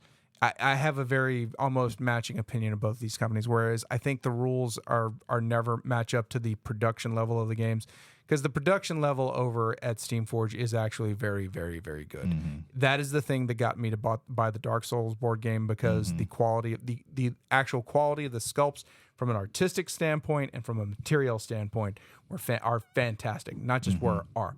So if they're handling, the production and the distribution of that, I feel that is actually a good thing. Yeah. It's just that for the rules going forward, I'm not excited about this. Yeah, I don't know. I don't like I said, I don't care. It is kind of cool that they are putting out a 2-player starter kit that they have said is using 40K Games Workshop quality plastic. So hopefully that means sprues. Because the way with this 3D batch printing thing that they were doing with Mark IV, it made this shit like super expensive. Like, War Machine used to be fairly and affordable. that was one of the big selling points for it over Games Workshop was the fact that the models were affordable compared to Games Workshop the pricing. starter kits were like $40. Yeah, that the stopped. starter kits were cheaper because there weren't as much in it. I will say like the quote unquote there aren't really starter kits for Mark IV, but like the Army kits come with like way more models. Now like really and truly like those $40 ones were really just like a Warcaster or a Warlock, and then 3 to 4 War Beasts. So that was like very intro to what it is. It didn't have any units. It didn't have any solos. It didn't have anything like that. And the Army boxes come with more of that, but they are like way more expensive, even considering that in. Like I don't want to pay $200 to get the stuff to start an army. That's a bit much. Even Games Workshop, it's like 140, 160 to get started. So yeah, it's I don't know, and it doesn't with me like with Mark IV, all the stuff that they've talked about and shown, like it doesn't look interesting to me. Like it all kind of runs together. Homogeneous looking. It's all very homogeneous looking. But a lot of it is they've started they started out with War Machine, which is on the more homogeneous. Although it's all technically War Machine now, there is no hordes. Like it's all under one banner. They did the Crick stuff they have started out with, but even that I'm looking at it, it's just like it looks so nothing to me. But yeah. I don't care. We've talked a lot for saying that we don't care, but like I really don't. Every once in a while I'll look at like I'll the cool thing is that like the app is free, so you can look on there and just look at all the rules of everything. That's pretty cool. So that's what I do sometimes. I'll just look at it and think about like, okay, I'd like to play this stuff that I know that I already have. This would be cool. I could do something with this. But that would be the only way that I would play. I really don't care about the game at all anymore. And until very, very recently, the game was completely dead. Like it was absolutely dead. And really and truly, Privateer Press wasn't hardly even putting out anything. I think they were putting out like Monster Apocalypse, and that was about it. Yeah, it doesn't help also that like all the old models you can't use really. Yeah, well, so the way they have it is Mark IV is really mostly set up for the new models. If you want to play competitively, you pretty much have to play the new models. If you want to play the old models and still play competitively, you have to do what's called Legacy. And Legacy is, okay, all the models that you have, a lot of them just you can't use them in Legacy. You choose... It's not even really a sub-faction, but it's called like a different thing. You choose something from that, and it's like, okay, here's a list of all the stuff that you can use, and that's it. But you can also play in Unlimited, but you can't do that competitively. Unlimited is, here's just all the stuff we've updated their rules. So they at least did that. A lot of things have changed and have not, don't carry over really well. Like used to, a lot of stuff would be a minimum. All the minimum unit sizes went down because you used to have 10-man units, and now you don't have that. It's just 5-man units. So everything that was a 10-man unit went down to a 5-man unit, and everything that was a 5-man unit went down to a 3-man unit. So a lot of that has changed, which is kind of good because now if you have a 10-man unit, now you have 2 units basically, because there's no leader. in the thing. Yeah, if they had the classic starter kit now, that would be like an army. Yeah. Yeah. Mhm. Yeah, a lot of so like you have more stuff available than you actually do if you still have these models, but they're not really made for like these rules weren't really made to support that size of units. It's really better, but I don't know. It's all complicated and I don't know. I just don't like. It's not something that like maybe I still have a whole bunch of stuff. Like I collected War Machine. Like Holder collects Crisis Protocol. I have so much of it. I could build quite a few armies in a whole bunch of factions. But I just it's they killed it, and then when they brought it back, it was kind of interesting. I like some of the changes, but like it's not enough to like really get into it. Again, mostly because it's like super expensive, and I'm already spending a whole lot of money on things like Age of Sigmar and Shatterpoint and Crisis Protocol. So yeah, there you go. All right. So that is feedback for this week, ladies and gentlemen. If you would like to leave feedback, travelersontheomnibus@gmail.com. Again, that is travelers, 1L on the omnibus @gmail.com. Jody, how else can they engage with us? You can reach us directly via our Spotify, and you can also take part in any polls we may have, which we always do. Yes, polls and questions last week were about animated superhero TV. Specifically, the poll is, what was your favorite? Was it Superman from the Max Fleischer series of proto-television, a.k.a. Movie serials? Was it, in fact... or rather, could have been that. Let me start that over again, Jay. No, don't even cut that. Make them know that you're a dumbass. Was it Wolverine from X-Men in 1994, or was it Cyclops from X-Men 97 in 2024? You make the decision, folks. The poll is up. Make your choices. Also, ladies and gentlemen, if you've enjoyed the show so far and you'd like to share this experience with others, but they do not listen to podcasts on the same things you listen to podcasts on, we're available on Spotify, Apple, YouTube Music, and Amazon. well, I think that leads us into our main topic for the night, day, whatever. Ladies and gentlemen, we are back with our main topic, and what we're going to do today is talk about. So, there are times when you really like a TV show, and you want to get somebody into it, and sometimes, a good one to start off with is just show them that first episode. But sometimes there are other times where you can just show them a different, like, here's this one episode. So what we're going to do today is we're going to talk about different TV shows, and we're going to say, like, this is the episode that I would show somebody if I wanted to get them into this series. All right. And yeah, I think I'll start out because this is I kind of came up with this, and I came up with it, and it's really because of this episode and this show. So and I know it's kind of verboten to talk about today because the last season especially shit the bed so hard, but for a little while there, like, Game of Thrones was like a cultural touchstone. Game of Thrones was like one of my favorite shows. Most of it still is. We're not going to get into the logistics of like what happened with the last season and all that. Garbage. Yeah, it was terrible for various reasons, but we're not gonna litigate that today. What I'm going to talk about is an episode that I think is pretty perfect for getting somebody in the show, and I know that it's perfect because it almost worked with my at the time girlfriend, because I was really excited about the show. I was looking forward to it. I was hyped. I'd read, all the books up until that point.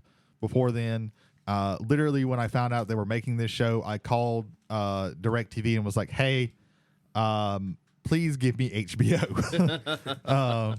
Like, that's how much I was excited about this show. So the first episode, it's not the first episode that I'm talking about, because the first episode that came up, spoiler alert for a 10-year-old show, over 10 years old at this point. I'm planning on watching it. A kid gets pushed out of a very high window in the very first episode. Yeah. And this absolutely made my at the time girlfriend not want to watch this show at all. It was a humongous turnoff, and I could not get her to watch this show until, and it almost worked with her. It almost got season 3, episode 4, and now his watch has ended. And it's because this is Daenerys Targaryen at her most badass. This is when she goes to Astafor and gets an army of the Unsullied. I've seen this. This because the ending is so badass, where she finally flips the script on everybody and just goes all out. It is a really good episode. Season 3 is like, I think, the best season of Game of Thrones. Pretty good hands season. down. Is that the one where it ends and she locks herself in with everybody, or am I thinking of another episode? No, that's in season 6. Oh, okay. This is when they get the army of Unsullied. Okay. I'm thinking of they the end up different- marching out, Right. and the music Right. is so badass. And this almost got my at the time girlfriend to continue to watch this show. I almost had her. And I think the next episode is also really, really good. There's a couple. This is also the season where you get the Chaos is a Ladder speech, which I think is really good. But like this one, I think you could just show this, and as long as they don't make you have to go and explain everything that happened, because goddamn. But like this is the episode that I think that I would probably try and show somebody to be like, hey. This is a good representation of this show. You're gonna see some cool things. The action, there's action, but it's done in a different way. There's political intrigue in this. You also have another major death happens in this from the, you can tell from the title of And Now His Watch Is Ended if you know anything about the Night's Watch. But yeah, this is I think this is a really good episode. It'll be a little confusing for somebody, but I think you could show them this and be like, yeah, this is kind of a good explanation of what the show is. And I think it jumps around a lot, so you see a lot of the locations and everything like that. But I think if you showed this to somebody, they would probably be pretty interested and would want to go back and start watching it from the beginning. I started watching that show like when season 2 came out. Season 1 had just come out on DVD, and me and my buddy Phil, we binge watched the whole season 1 in one day, and like that like you said, that first episode, because like it's just nonchalant. He just pushes them out the window because he doesn't know who that kid is. Yeah. And, he's royalty sleeping with his sister. Yeah. And, you can't have that. And it's just like, oh, well, too bad. And you're just like, well, all bets are off on this show. Yeah. Anything can happen. That I think that one there's an argument for that. I kind of put a rule, except for one exception, to where I tried to think of something other than just the first episode. Right. But I think for Game of Thrones, it can be argued with this. Right. But I think this is also a really good representation of the show. Well, I think also like halfway through or like near the ending of season 1, like the whole thing with Ned Stark, like that one of those episodes could pull you in. Yeah. Right there too. My knowledge of Game of Thrones is capsulated by all like the clips I've seen on like Facebook video, YouTube, and whatnot. And like that scene is like one I've seen the most of. Yeah.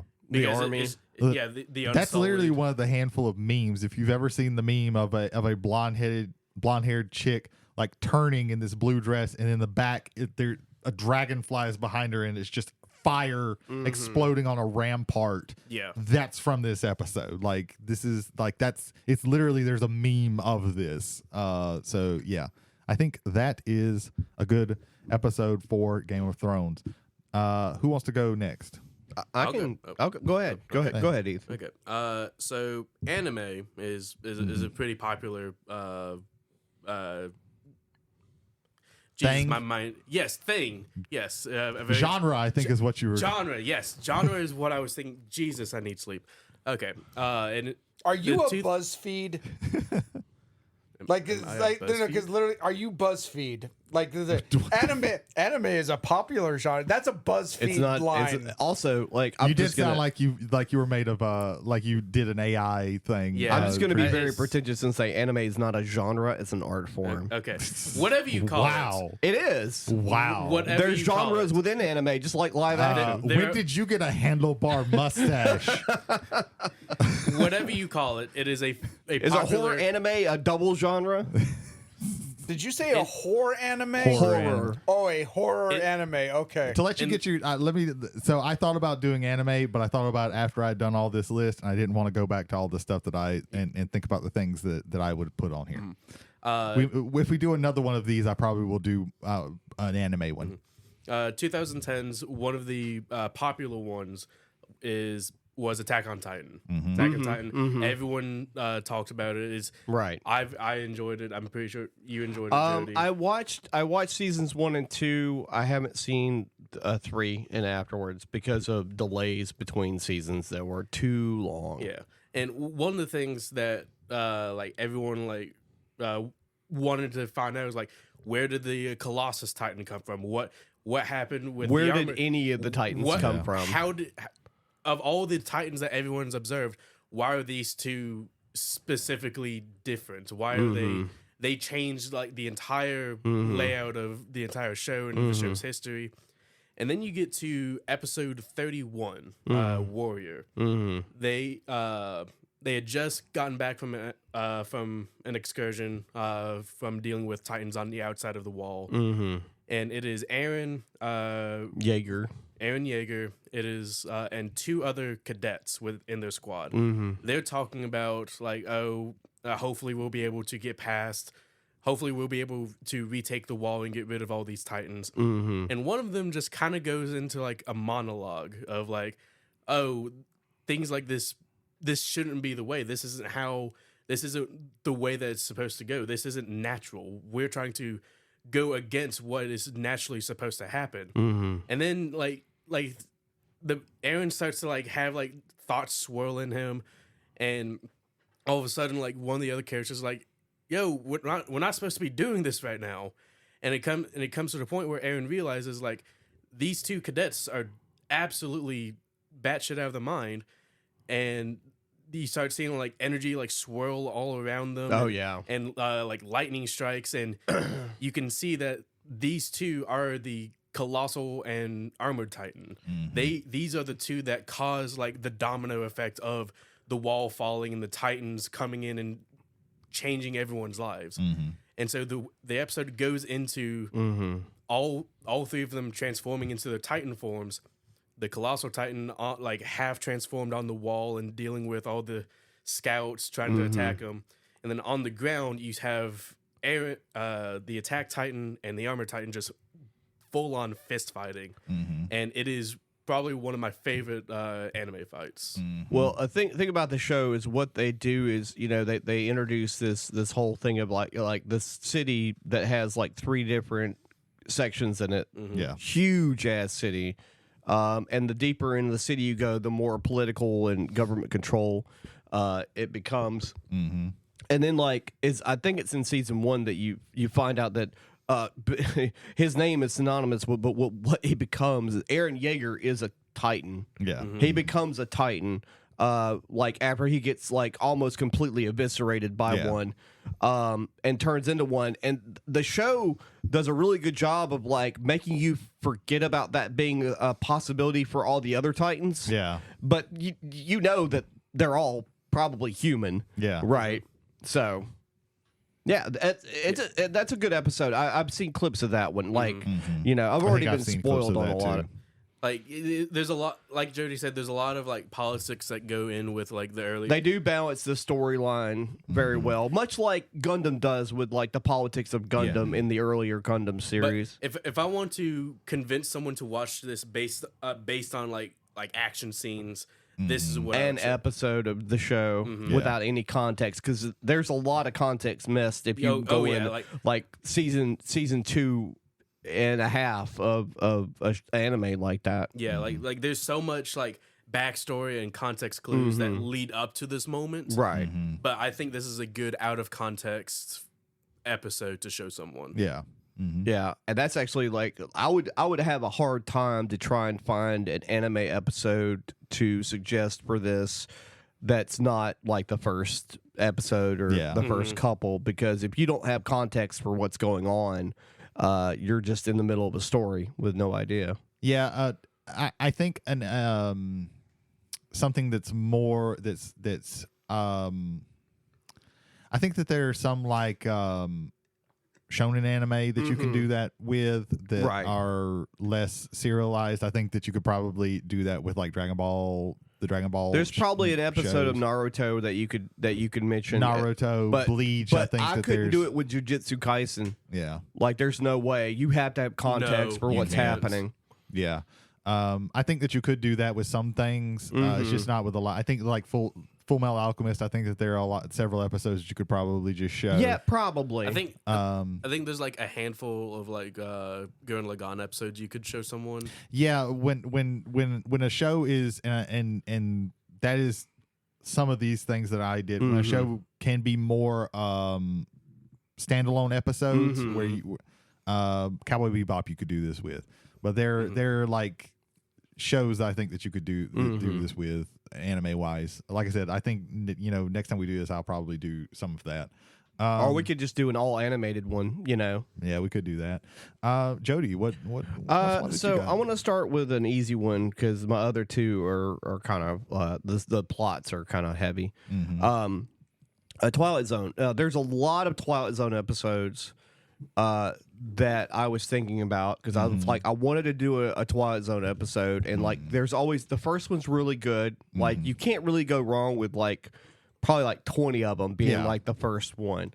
There's the twist on everybody's a monster but the one girl, and there's the one where like the girl the world is on fire but actually she's in a fever dream, a legitimate fever dream. But one of my favorite ones, it's not your typical ones, is the one where it's the Red Scare episode where you have this whole neighborhood, and you have this this neighborhood, and all the electricity goes out in the neighborhood. And this is mid 50s, and so it starts normal, like your normal power outage. Tom goes next door to Bob and like, hey Bob, do you know what's going on? It's like, nah man, like I have no idea what's happening right now. And so people start asking questions and whatever. So it's like, hey man, were you talking to my wife? And things start getting more and more paranoid. And like the whole episode, just things keep getting more and more intense. Like people are losing their shit because this is what would happen after typically a longer period of time. But, during the Red Scare in the 50s and everything like that, the communist scare, people were like their paranoid levels were like super high during that time period. And then all of a sudden, like the episode's almost over. There's like only a couple minutes left. The power goes back on and everybody like starts, I'm really sorry, man. I didn't mean to blame. Like people were like almost fist fighting. Yeah. And then all of a sudden you have that awkward moment of everything's normal again. Now you have to go back to being normal. Yeah. But you said some irreprehensible things to your neighbor, but now you've got to apologize for it. And then as soon as like the lights come back on and it like, it pans out, and on the hill there are these two aliens that are just standing there, and he goes, all you got to do is turn their lights off. Like you turn off the electricity, they kill each other. They cut their own throats. And I was like, God damn, that shit is real.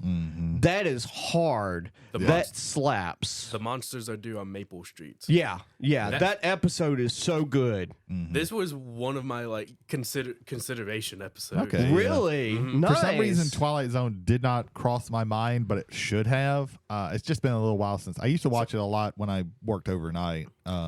In middle school, in like English class, we actually like read like the script for this with different students being different people. Okay. And then after we read it, we cool. watched the episode. Oh, nice. That's pretty cool. But yeah, that's for me. It also, like, it's barely science fiction, that episode. It's like science fiction adjacent. It's more social experiment horror than anything else. And the last thing you see is two people with antenna and a remote control. Yeah. At the It's very, like, at all you gotta do is turn their power off. The last 5 minutes. Yeah. Less than 5 minutes. It's like 2 minutes. Yeah. All right. That's great. That's a great one. As a quick addendum to that one, I would also add the pilot movie to the Night Gallery. If you like, that was a great sell for that series as well. Yeah, my favorite part of that one is the Roddy McDowell Roddy story. McDowell story, yeah, yeah, with the picture of the grave, and it keeps changing, and he realizes that his uncle, like it was his uncle, right? I think so. Yeah, Yeah, that his uncle that he's left coming the back, house. yeah, is coming back to get his recompense. Okay, yeah, that's great. That's a great pick. Jay, what do you got? I had two choices. My first one, pilots are designed less so to sell to the audience, but it's more so to sell to the people who eventually say, Yeah. okay, this thing may have legs. Let's go ahead and greenlight this. And every so often you have a pilot show that will actually be the first episode. Typically they'll reshoot the pilot. I think even with Game of Thrones, I think the pilot was reshot, and that is the one that we saw. There's a pilot one. with that from that one that only a handful of people have seen, where like half the cast is like Daenerys Targaryen is another person. I want to say Ned Stark is another person. Damn. Like a lot of people were recast in that. And it's supposed to be pretty bad. The pilot of that, the first pilot is supposed to be really, really bad. I wish they would have released it somewhere so we could see the difference, but I don't think it'll ever be released. Yeah. So I wanted to pick at least one pilot episode that for me I think is important. And for this one that I chose, it was a serialized, is arguably the series that opened the gates for serialized television, particularly serialized genre fiction in the United States to be on television. And that is Babylon 5: The Gathering. So this is the very first anything. It's about 90 minutes long. Clocks in at feature length, and to me, it really sets up the Babylon 5 universe very, very well. A lot of the hooks that will come later, even as the cast changed, as the makeup of the show changed. A lot of that due to both production and just act of God, like issues that they had to work around in order to be able to get this series made.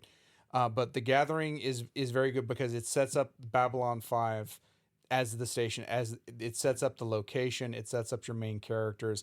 Fate and is kind of baked in, but you later find out it's a history that has yet to be written. Some people's histories are actually in their future. You have a jester character that will eventually become one of the most tragic characters in all of science fiction. You have a hothead security chief who will eventually become the runner of one of the largest corporations in all of Earth space. You have a psychic who starts out on this we have to do things right and proper, and then by the end of it, she's the leader of the entire revolution for psychics. It's a very fascinating thing looking back and seeing what Joe Michael Straczynski and that production and writing team did afterwards. This thing, and the reason why I say you start here is because this is when it's at its simplest and most building block point. Yeah, and it's establishing these characters, and again, it establishes Babylon 5 so well. To me, it established itself better as a space station, more so than DS9 did as a space station for Deep Space Nine, because of just the character and the location was set up better. I think eventually Deep Space Nine comes around, and spoilers, that is actually going to be my second series where we're going to pick something there, but that in due time. But Gathering is so good. The plot of it is very simple. This is the opening of Babylon 5. There was a terrible war between the Earth and the Minbari race, to where the Minbari almost genocided the entirety of humanity, and they surrendered to us. And no one exactly knows why that is. And the captain of the station, Jeffrey Sinclair, has been specifically chosen by the Minbari to be the military and diplomatic governor of the station, and he's not exactly sure why that is. They're inviting the five biggest races in all of which are human, Minbari, Vorlon, Narn, and Centauri. And the Vorlon race in particular is the oldest living race in the known universe. Well, in the known galaxy, excuse me. And their ambassador, Kosh, comes on board, and he's immediately poisoned.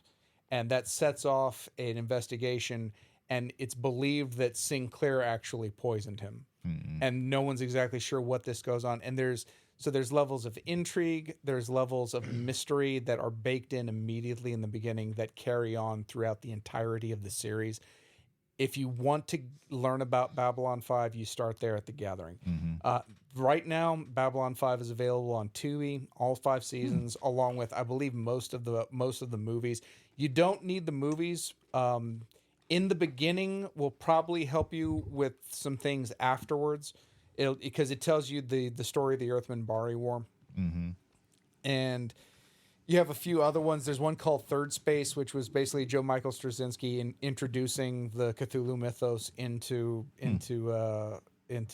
Babylon 5, which I think is also pretty cool there. But the 5 seasons are really all that you need. But if there is one thing to start off with, Babylon 5, The Gathering, that is where I believe is the perfect. And again, that is a pilot episode, but I think it does so well to set up these things and for the series afterward to be reverent to what was set up in that. So to me, that's one of the best sci-fi openers that there's ever been.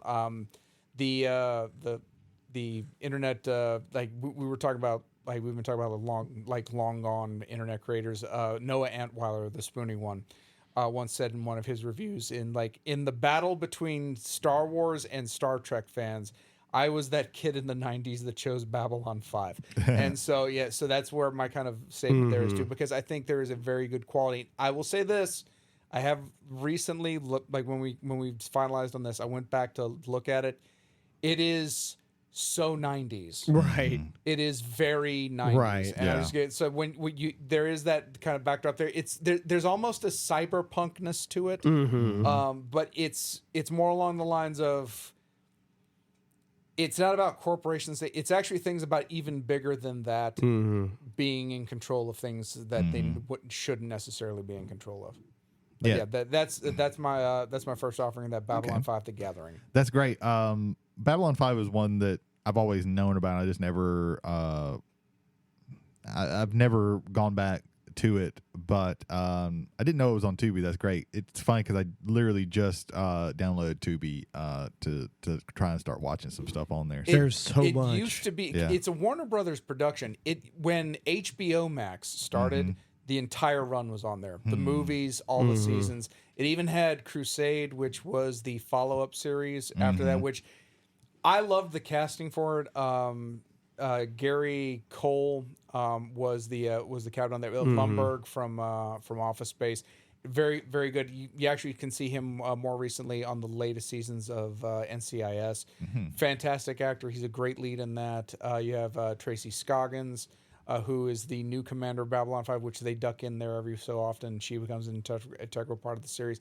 That entire casting in that was also very good. It was a shame that it didn't get the ratings and it didn't get the backing from, which is a classic problem with JMS in this series, and the fact that there was they were told to wrap it up a year early. So okay, you're only getting your 4th season. It was supposed to be told in 5 seasons. So he wrapped it up, and then right as they were wrapping it up, said, "Hey, we need a series on TNT. Can you maybe give us one more year of this for TNT?" It's like, okay, I'll give you the plus 1 year, and then we'll end it with the season 4. What was supposed to be the season 4 finale ends up being the season 5 finale. Oh, okay. Filmed a year before any of season 5 was filmed. Wow. I was about to ask you real quick, not that we wanted to keep going on this for too much longer, but I thought back in the day that that it was getting canceled or something, or it was getting cut short. I think a part of it was production stuff. There was also rumbling. It didn't show up on TNT and TBS. It showed up on this thing called, I think, the Primetime Entertainment Network, which was this thing that was done by Warner Brothers and I want to say somebody else. And it was basically a syndication. The way it came, at least down here in the South, that I remembered, it was a syndication option that I know Fox picked up. The local Fox station picked up for a little bit, and it was basically like primetime TV. But the two shows that I specifically remember were Babylon 5 and I want to say Kung Fu: The Legend Continues, which was the follow-up series to Kung Fu with David Carradine. With David Carradine playing the ancestor of Kwai Chen Kane, as also named Kane, helping his son, who is a cop, solve crimes. It was, but that show's wild, but they told we can't give you the fifth year. Yeah. Finish it up in 4. So they kind of raced to the finish line. Right. And then right as they got to the finish line, hey, you've been doing great. Can you give us a 5th year? Yeah. Right. Wow. All right.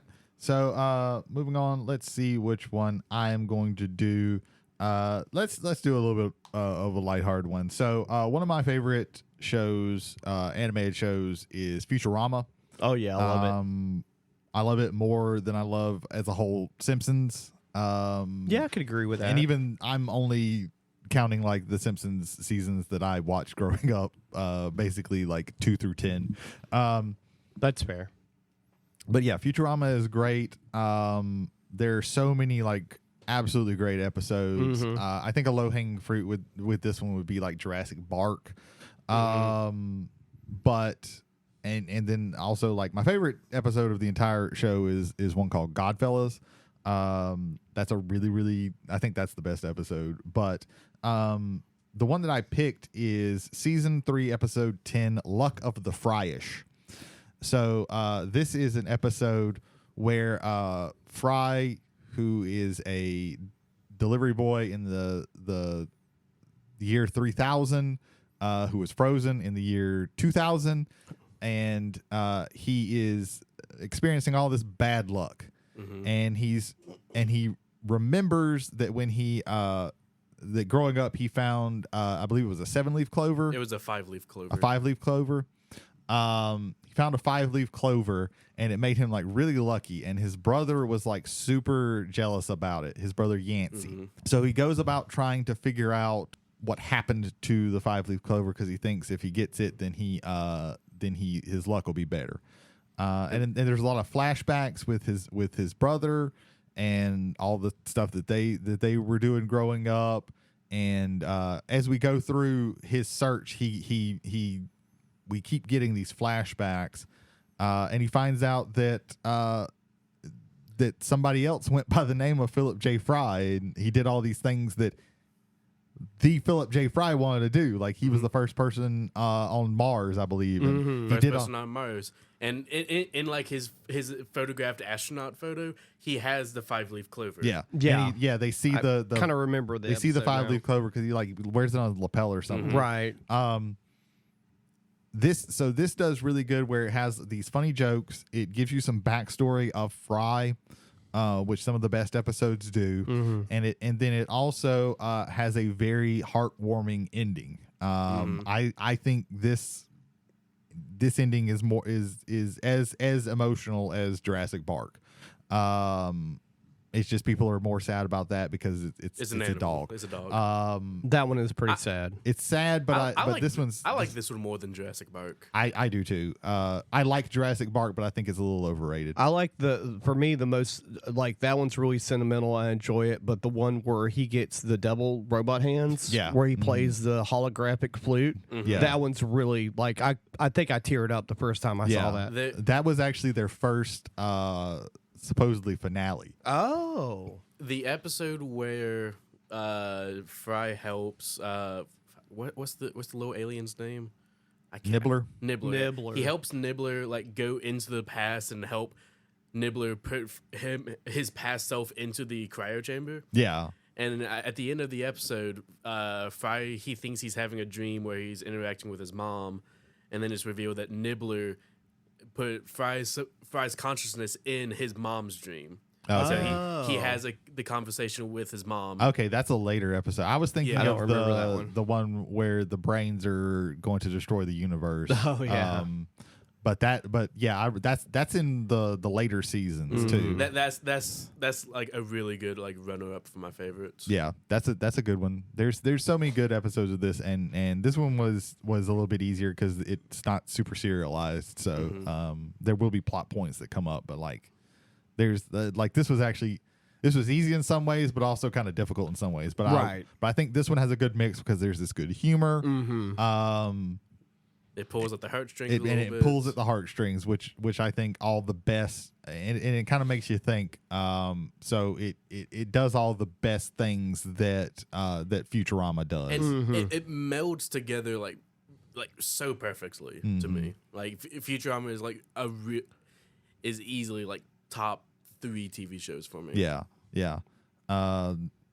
Yeah. So this would be the one that I would show somebody like, hey, Right. you think you might be interested? Hey, if for some reason if somehow you find somebody who has watched The Simpsons but has never watched Futurama and doesn't know anything about Futurama, Right. if you come upon this unicorn, you can sit them down on a couch and show them this. Yeah. And I think that this will be one where it's like, oh yeah, okay, I get this, because there's a lot of like good pulling at the heartstrings moments in most of the best episodes of Futurama.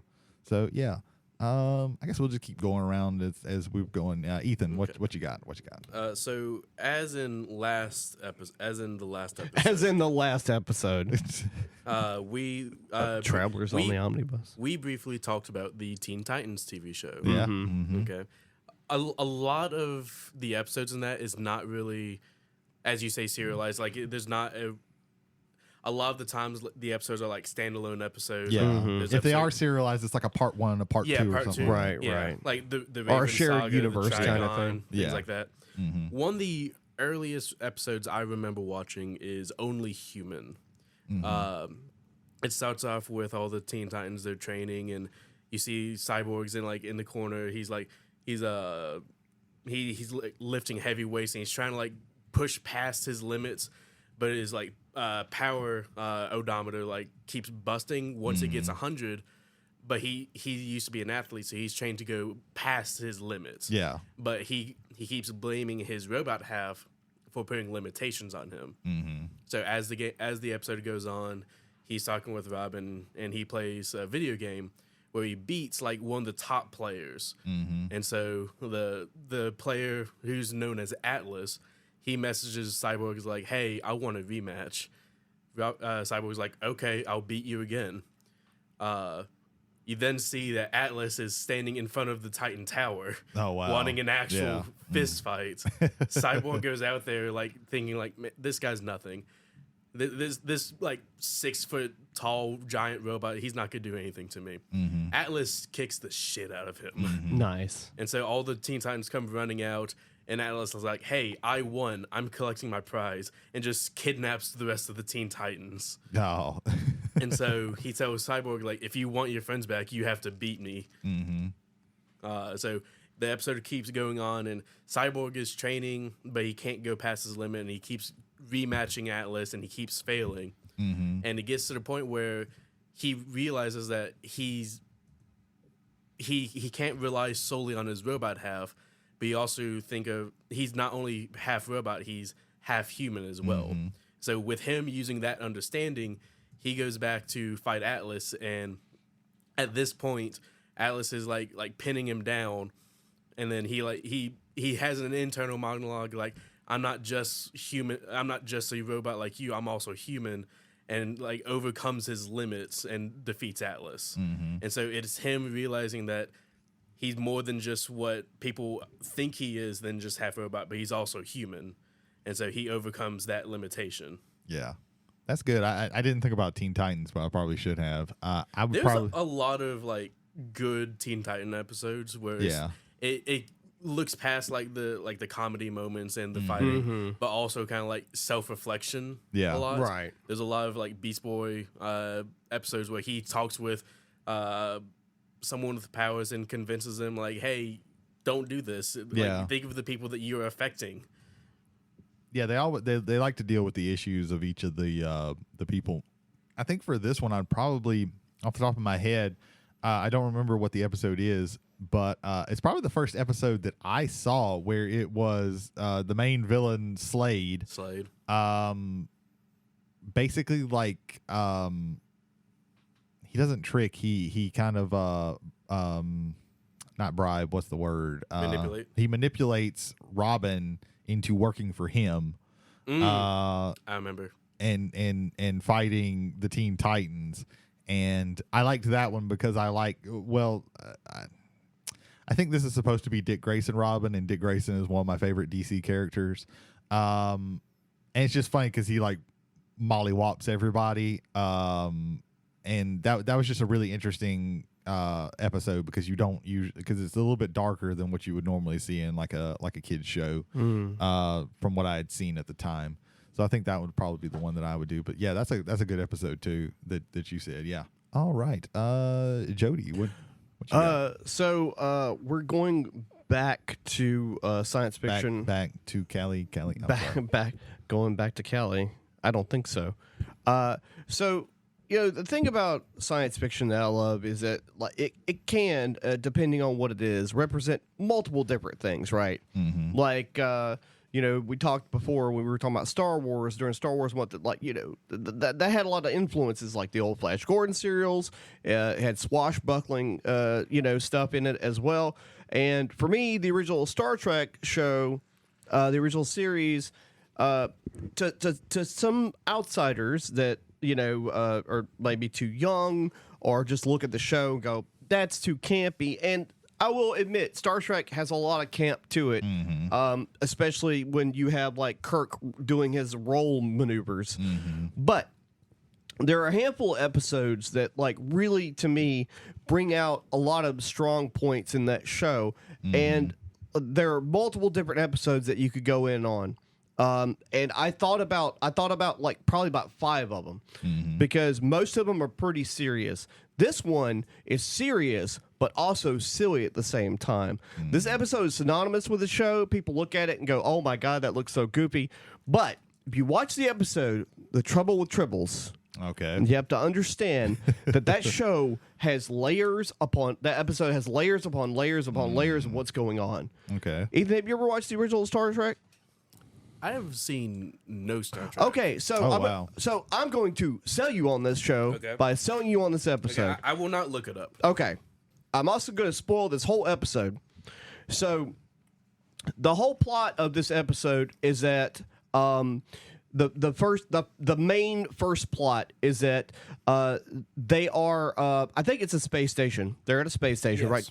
Okay. I want to say it's the regular space station, but that's because I'm a giant Star Trek nerd. I am too, but I can't remember everything. But Jay can. So there's a cargo of grain that they're holding at the I station. believe Quattro Triticale. Quattro Triticale, and that's going to come up again, probably multiple times. So they're holding that grain for it to be picked up by another vessel. It was K7. Nice. The reason why is I think they use the same model in Wrath of Khan for the space station, and that's regular. Now, there's a lot of things going on with this episode. So you have that, right? This grain is very important because these people on this planet are starving. Like they really need this grain. They need the grain. It's very important.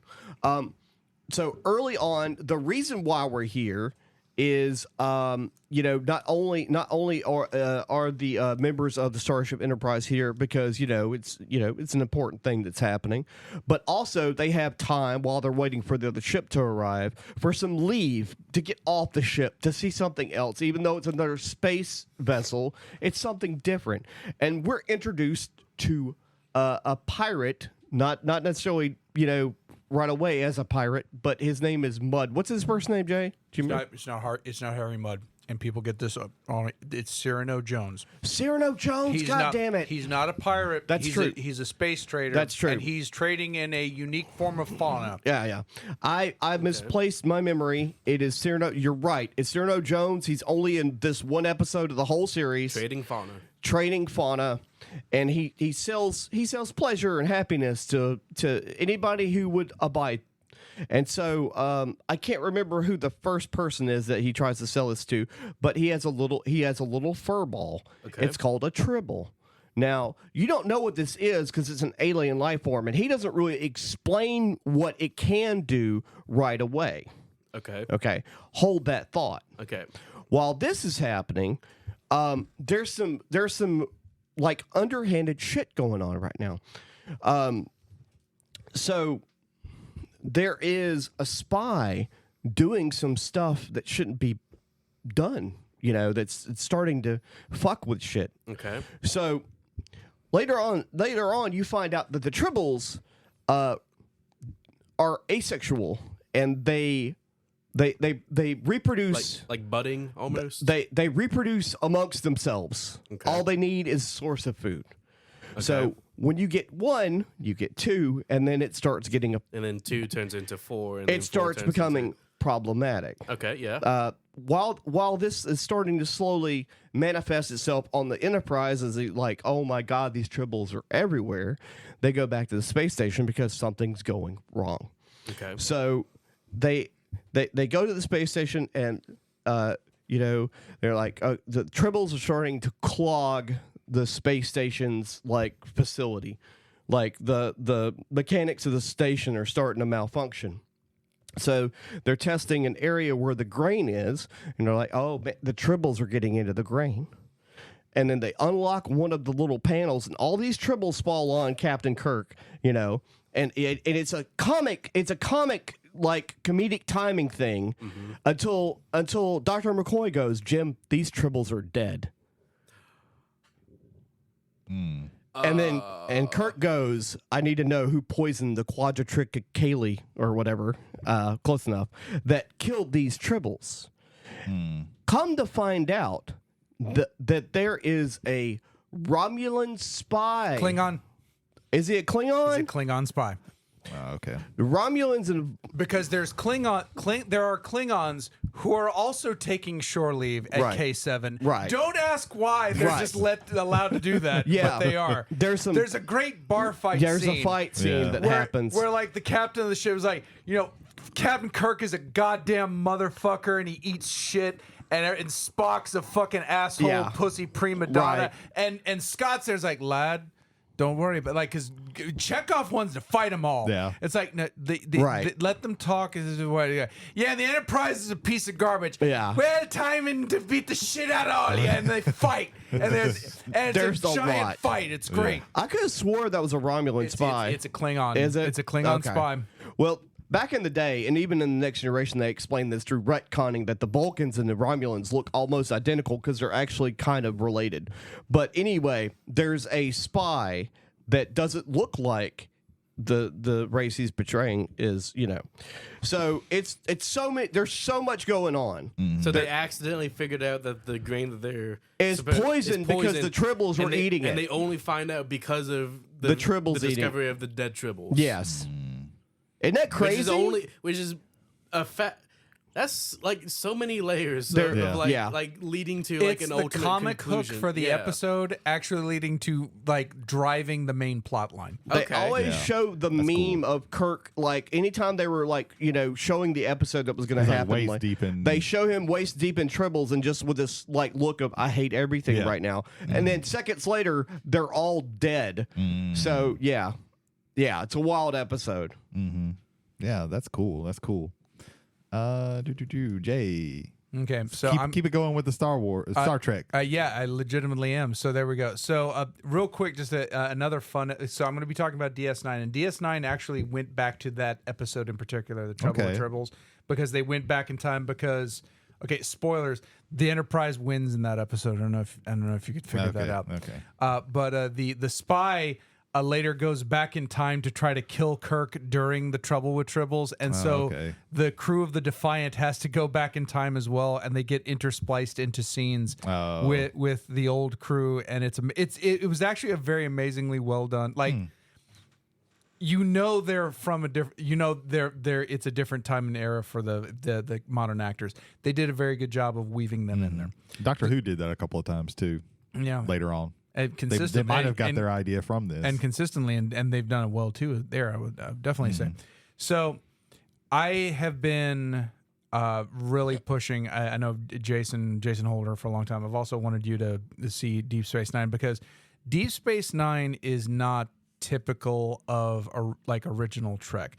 Original Trek and the Next Generation again took this very kind of like we've defeated all of our enemies, and I don't mean like actual enemies. Think war, famine, pestilence, death.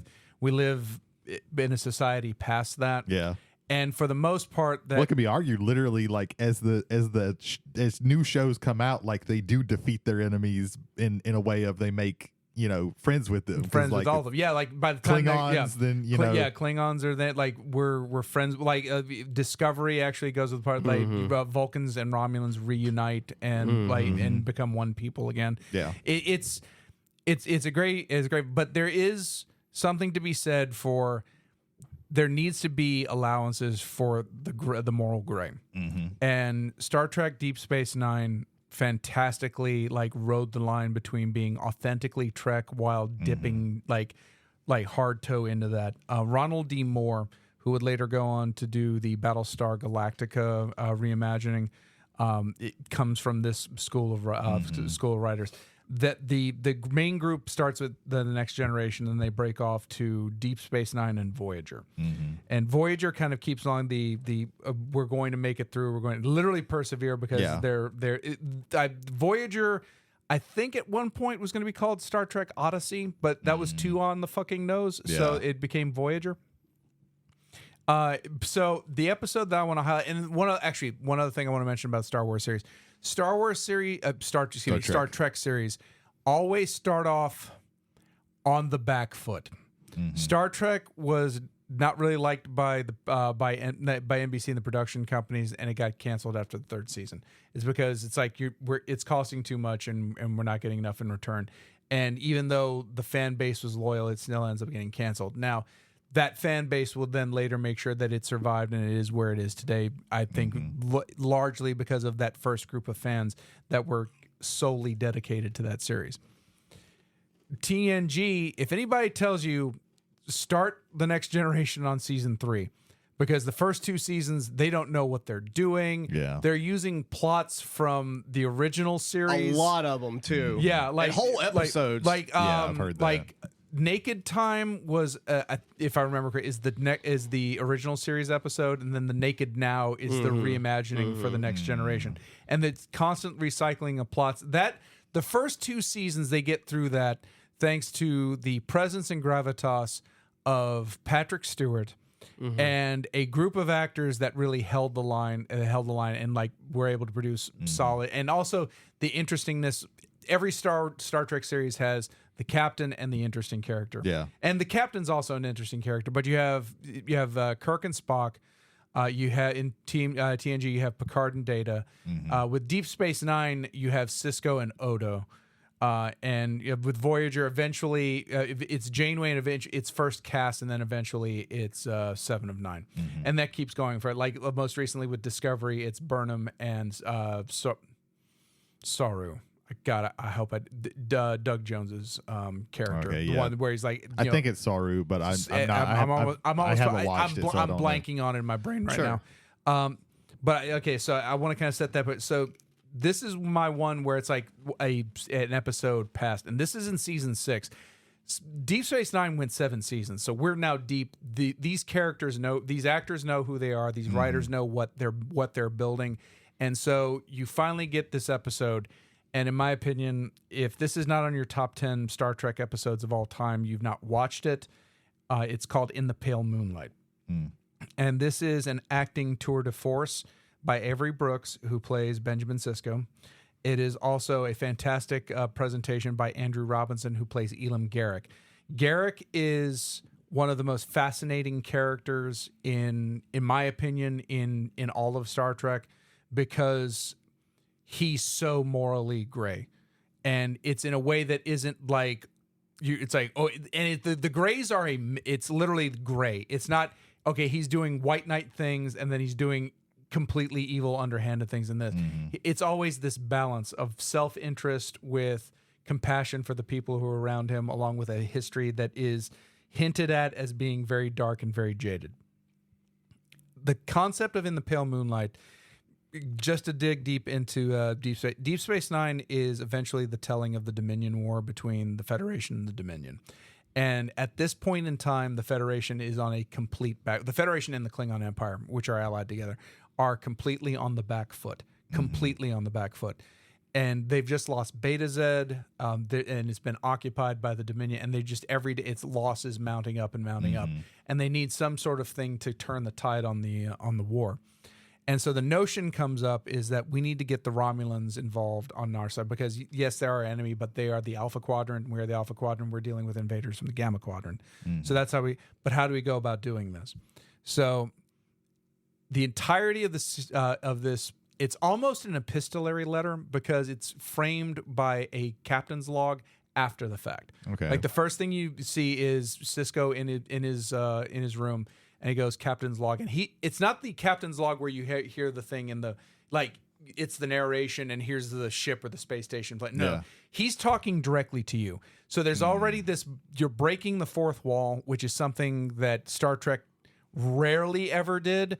And when it did to effect that this was noticeable. And so he's not talking, he's talking to the computer, but he's talking to you, the audience. And he's basically outlining all of the things that have been going on, his feelings go on through that. And so they need to bring in the Romulans because they need something to open up another front in this war because right now it's not looking good.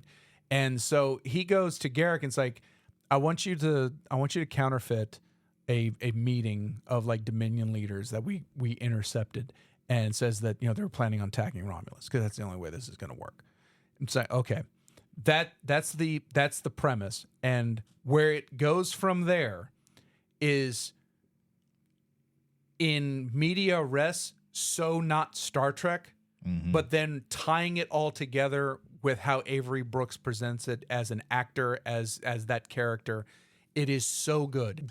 You don't need a lot, just you need to know that your heroes are on a back foot and they're desperate.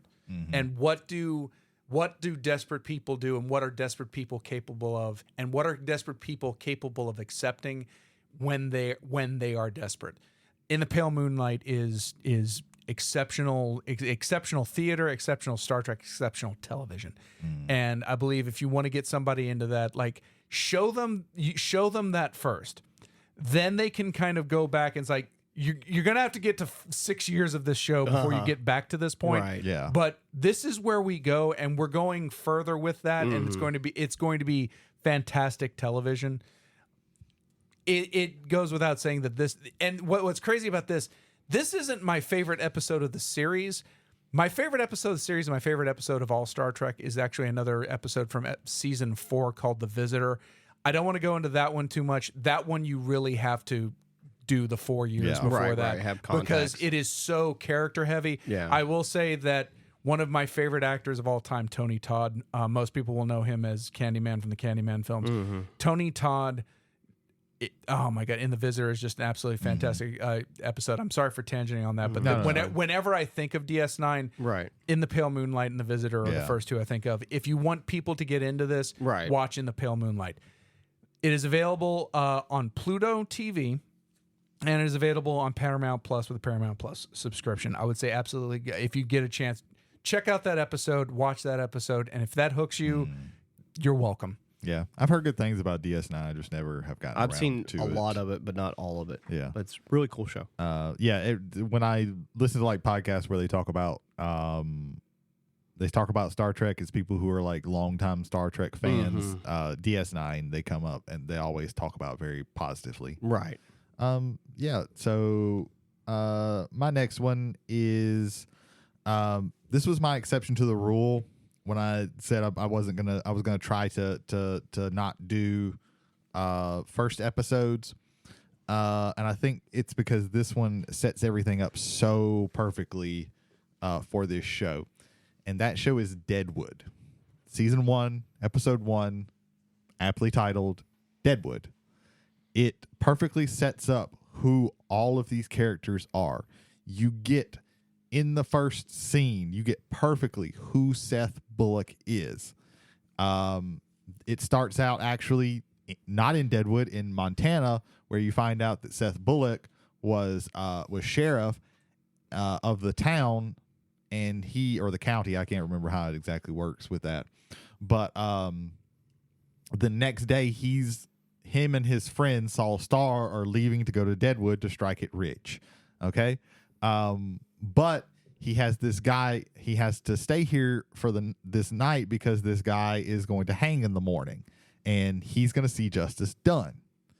Well, a posse comes up and they say, well, we want to kill this guy because I think he stole somebody's horses and shot them or something. The wronged party is showed up and they want blood, and he comes out pistol drawn and he's like, no, you're not going to do this. He's going to hang. And it pretty much gets to a point where he's like, okay, well, here's what I'm going to do. I'm going to see justice done. I'm going to hang this guy myself. And so he gets the guy and he gets him there. This is on the porch of the jail, and he gets this guy up on a stool, and the guy's like, I'm just gonna sit here and strangle him. He's like, no, I'll make sure that you drop. I will make sure that the drop breaks your neck. And the guy says his last little rites. He says, give my boots to my sister and all of this. And he picks the guy up and breaks his neck, and then he throws his star on the ground, and Saul pulls up with the wagon and they take off. That's the first scene. That's the first scene. That's like the first 10 minutes. Yeah. Perfectly encapsulates who Seth Bullock is. He believes in rightness, he believes in fairness, and he is sick and tired of being a lawman. Right. You get all the characters that get introduced in this. You get perfectly who these people are. You meet Wild Bill Hickok and you see who he is. You know, he's this guy who has this legendary reputation, but all he really wants to do is go sit in a bar and gamble his life away. You meet Al Swearingen, and you meet this guy is a piece of shit. He's gonna double cross these people. Any people that he can. All he wants is to make more money, and he swears a lot. You get like everybody that you meet. Calamity Jane, and she also swears a lot, and she's kind of rough, like super rough. But she cares a lot about Wild Bill. Like all of these people come together in this place, and it perfectly encapsulates who these people are. And it starts off with one of the strong, like that. Me explaining that opening scene, I think, is one of the strongest scenes. Like when I watched this, I was like, holy shit! Like I'm gonna watch this whole fucking show. Like that's how good this opening is. At how good it is at explaining who everybody is, who these people who, for the most part, you're going to see a good bit of them all throughout this show, and they're going to change a little bit, but the essence of who they are isn't going to change. It's so good, and that's why this one, like, I couldn't think of a better episode to show somebody, and also because like things are so intertwined in Deadwood that I think it would be very hard to jump into somewhere else in the season, but in the show. But like this one, like perfectly just shows you who these people are, and it lays out who all the characters are that you're going to be dealing with through all 3 seasons. So yeah, that's going to be my my next one. Character building is so important. Yeah. Like for the opening episode, because if you can't, ultimately it's the people. Like Star Trek, and I guess even now Star Wars, when you think of like now with TV with the Mandalorian, Acolyte, things like that, like that world can draw you in. Right. But ultimately it's the humans that you're going to be interacting with that you need to look up at. Another one that I would just say briefly, The Expanse was very good at establishing its characters right off the bat. I was thinking of that one, and it was very hard for me to not come up with like the first season. I did the same thing. I really tried hard to come up with an episode of The Wire, and I really couldn't come up with one. My problem with The Wire is I think any episode of The Wire, because just how strong that show was. I mean, good God. Yeah, but like just the way it with that show, the way it introduced characters, I couldn't think of anything but the first, like, just watch the first fucking episode. So I didn't. So that was one that I actually didn't put on here because I couldn't think of anything else. That is the most celebrated, underrated show of all time. Yeah, in my opinion. Like, it got no award recognition for what it should. It's because it didn't really some parts of it can't be like were in the culture, but it really didn't like permeate into It also the like culture. lived in a time where like HBO television wasn't really like what Game of Thrones. It was right on Yeah. it was right on the cusp of like Game of Thrones exploding, and I think a lot of also The Sopranos. Yeah, because I think it followed- It starts around when The Sopranos ends, and Yeah. it ends right before Game of Thrones. Yeah. Right. So yeah, it's in that lull It's period in a really weird time. It's in where that- you have yeah. the Golden Age and the Golden Age 2. Yeah. Mhm. Mhm. Yeah. So yeah, does anybody else have another one that they want to? I do. Uh, Do you, Ethan? I have one more. Okay. Yeah. Wait, go ahead, Ethan. So Let's go in the order that we've continued in. So I think the last one that I wanted to talk about is how this very thing of like showing someone an episode of a TV show to get them hooked into it. Mm-hmm. My brother is a is a fan of Community.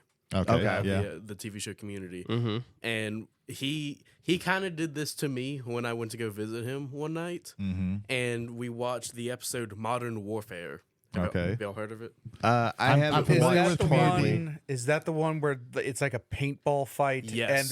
and the winner gets I've priority heard- registration? Yeah, I have so heard of this I've seen the episode. Yeah. Yeah. So basically, the main character he gets to the campus one day for school, and there's no one in the hallways. There's no one in any of the classrooms, but the first person that he sees just whips out a paintball gun and starts shooting at him. Mm-hmm. And so he's running away. He locks himself inside of a classroom where two friends in his study group both aim paintballs at him.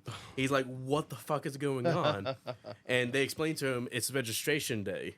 Oh, And so okay. they have the campus has a game of paintball where the last person standing gets primary registration for for classes for the next semester.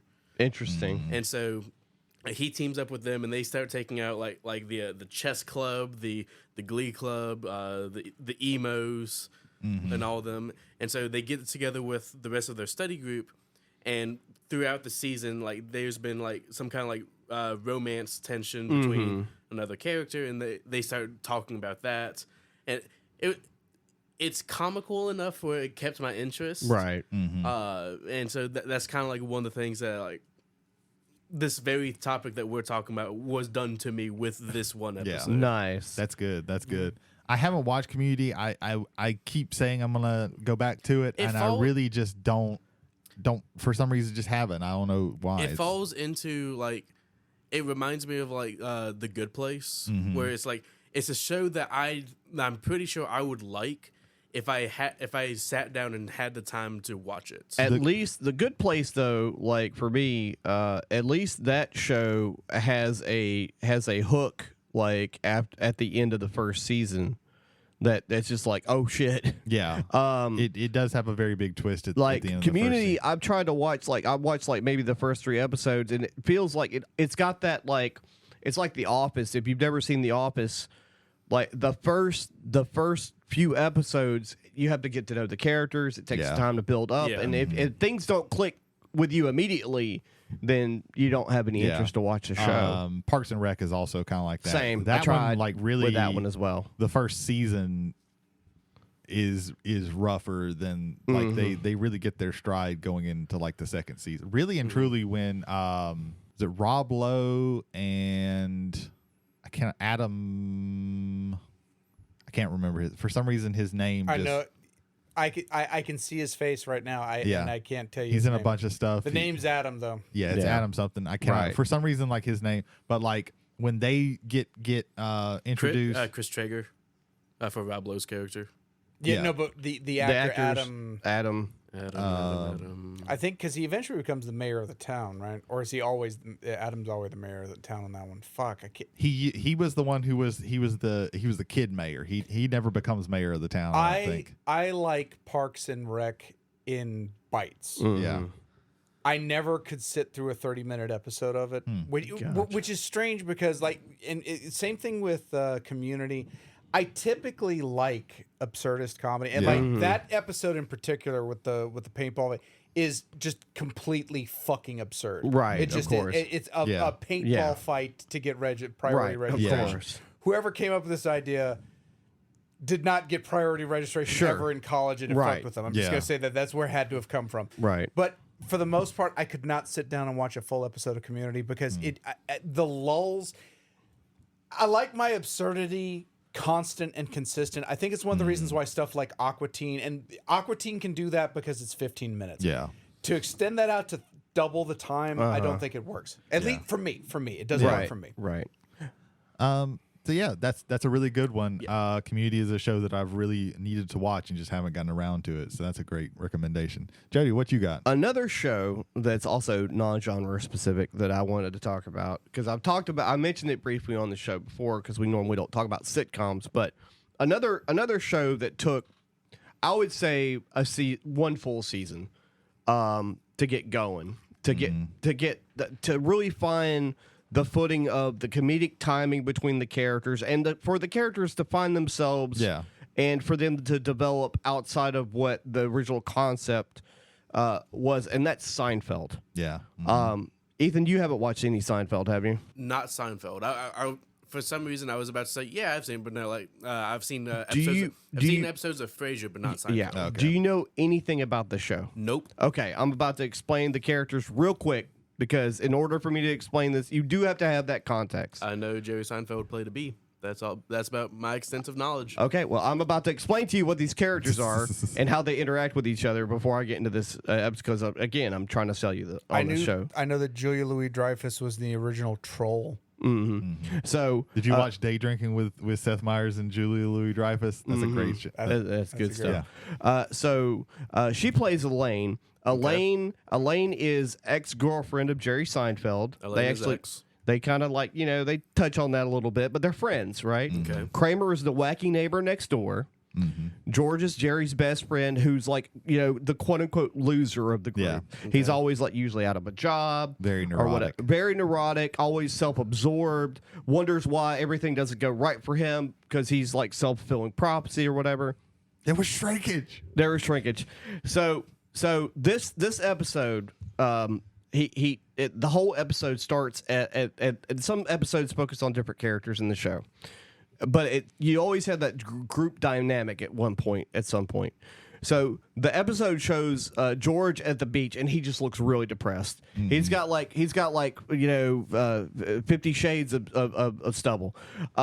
And so he walks into the coffee shop. It's a hangout point for him. And Jerry and Elaine are sitting there, and they're having coffee. And he sits down and he goes, "It's not working, Jerry." And he goes, "What's not working, George?" Everything I ever do is always wrong. I can't seem to do anything right. Okay. I should probably start trying to do the opposite of what I'm doing now, because at least maybe that would work.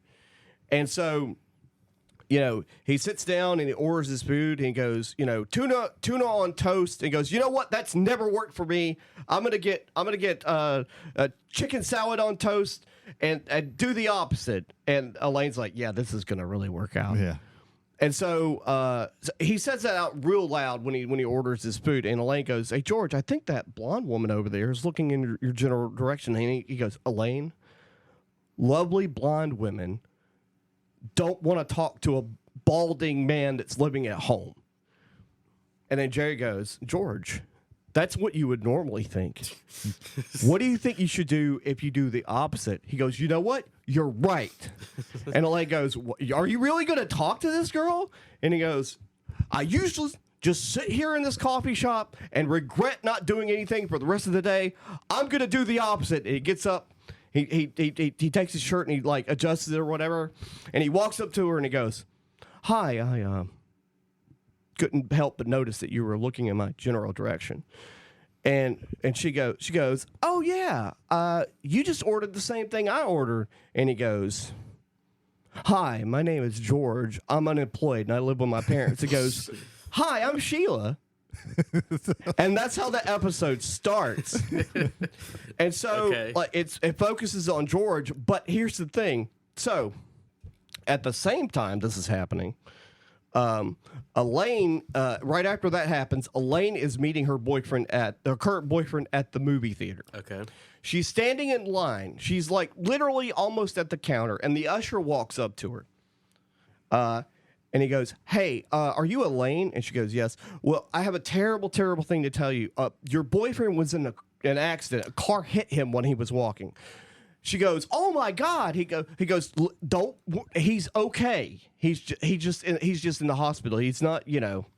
Everything's fine. He's just in the hospital." And Usher is telling her. Yeah. Well, I mean, the manager, whatever. Okay. And she goes, "Oh, okay. So he's okay. Yeah, he's just at the hospital. Here's where what a hospital, whatever." And then she goes, and turns and buys a box of Juji fruits because she's right there.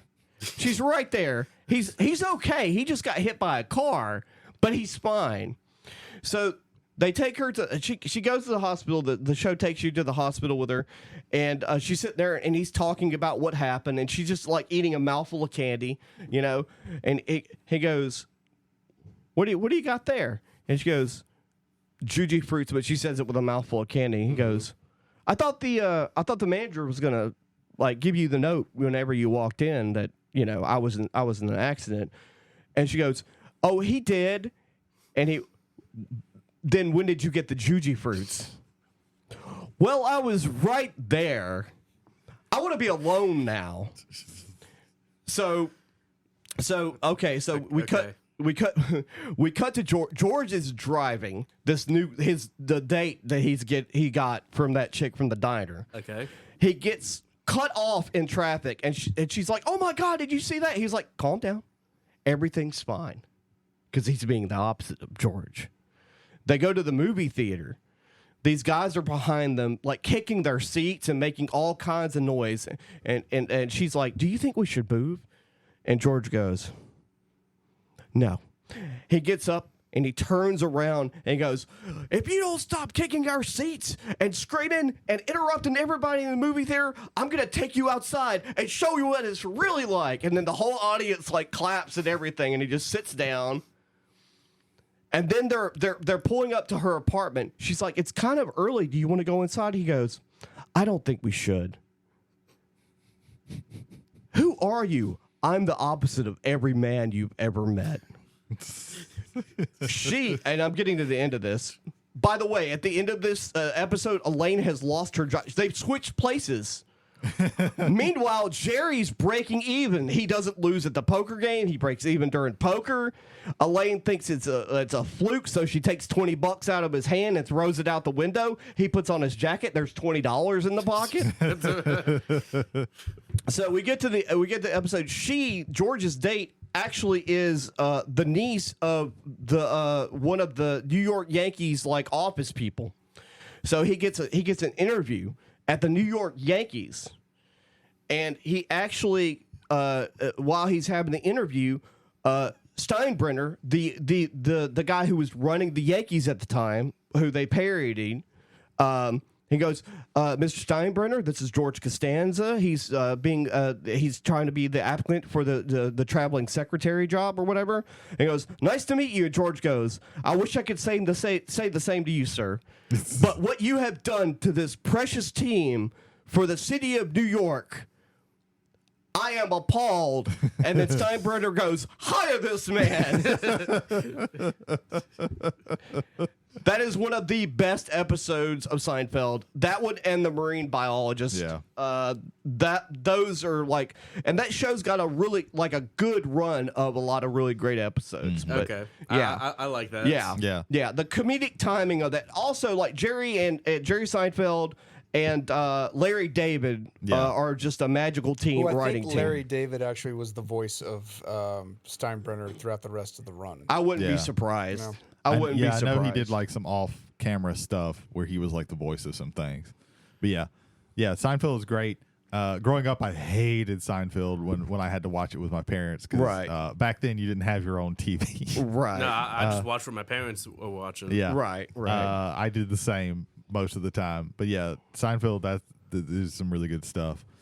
Jay, I think you just said you had two. That's I right. only had the two, but real quick, I think this might make a good capper unless anybody else has more. I've got one more Got one short more? one after this. Then let me ask this question here. We've mentioned a bunch of episodes right now. Can you name an episode that you think makes a better opener for the series that we've mentioned here tonight than the ones you may not even be familiar with them. If we don't have that answer, then that's fine. But is there a better opener for the series that we've mentioned tonight that wasn't mentioned by the person who presented them? I think we kind of like commented as we were talking about them because There's one episode. okay. I would start Game of Thrones with Hard Home. Because I can see that. because of just the emotion that for me resonates with, especially like that is one of the hardest defeats in all of Game of Thrones. Right.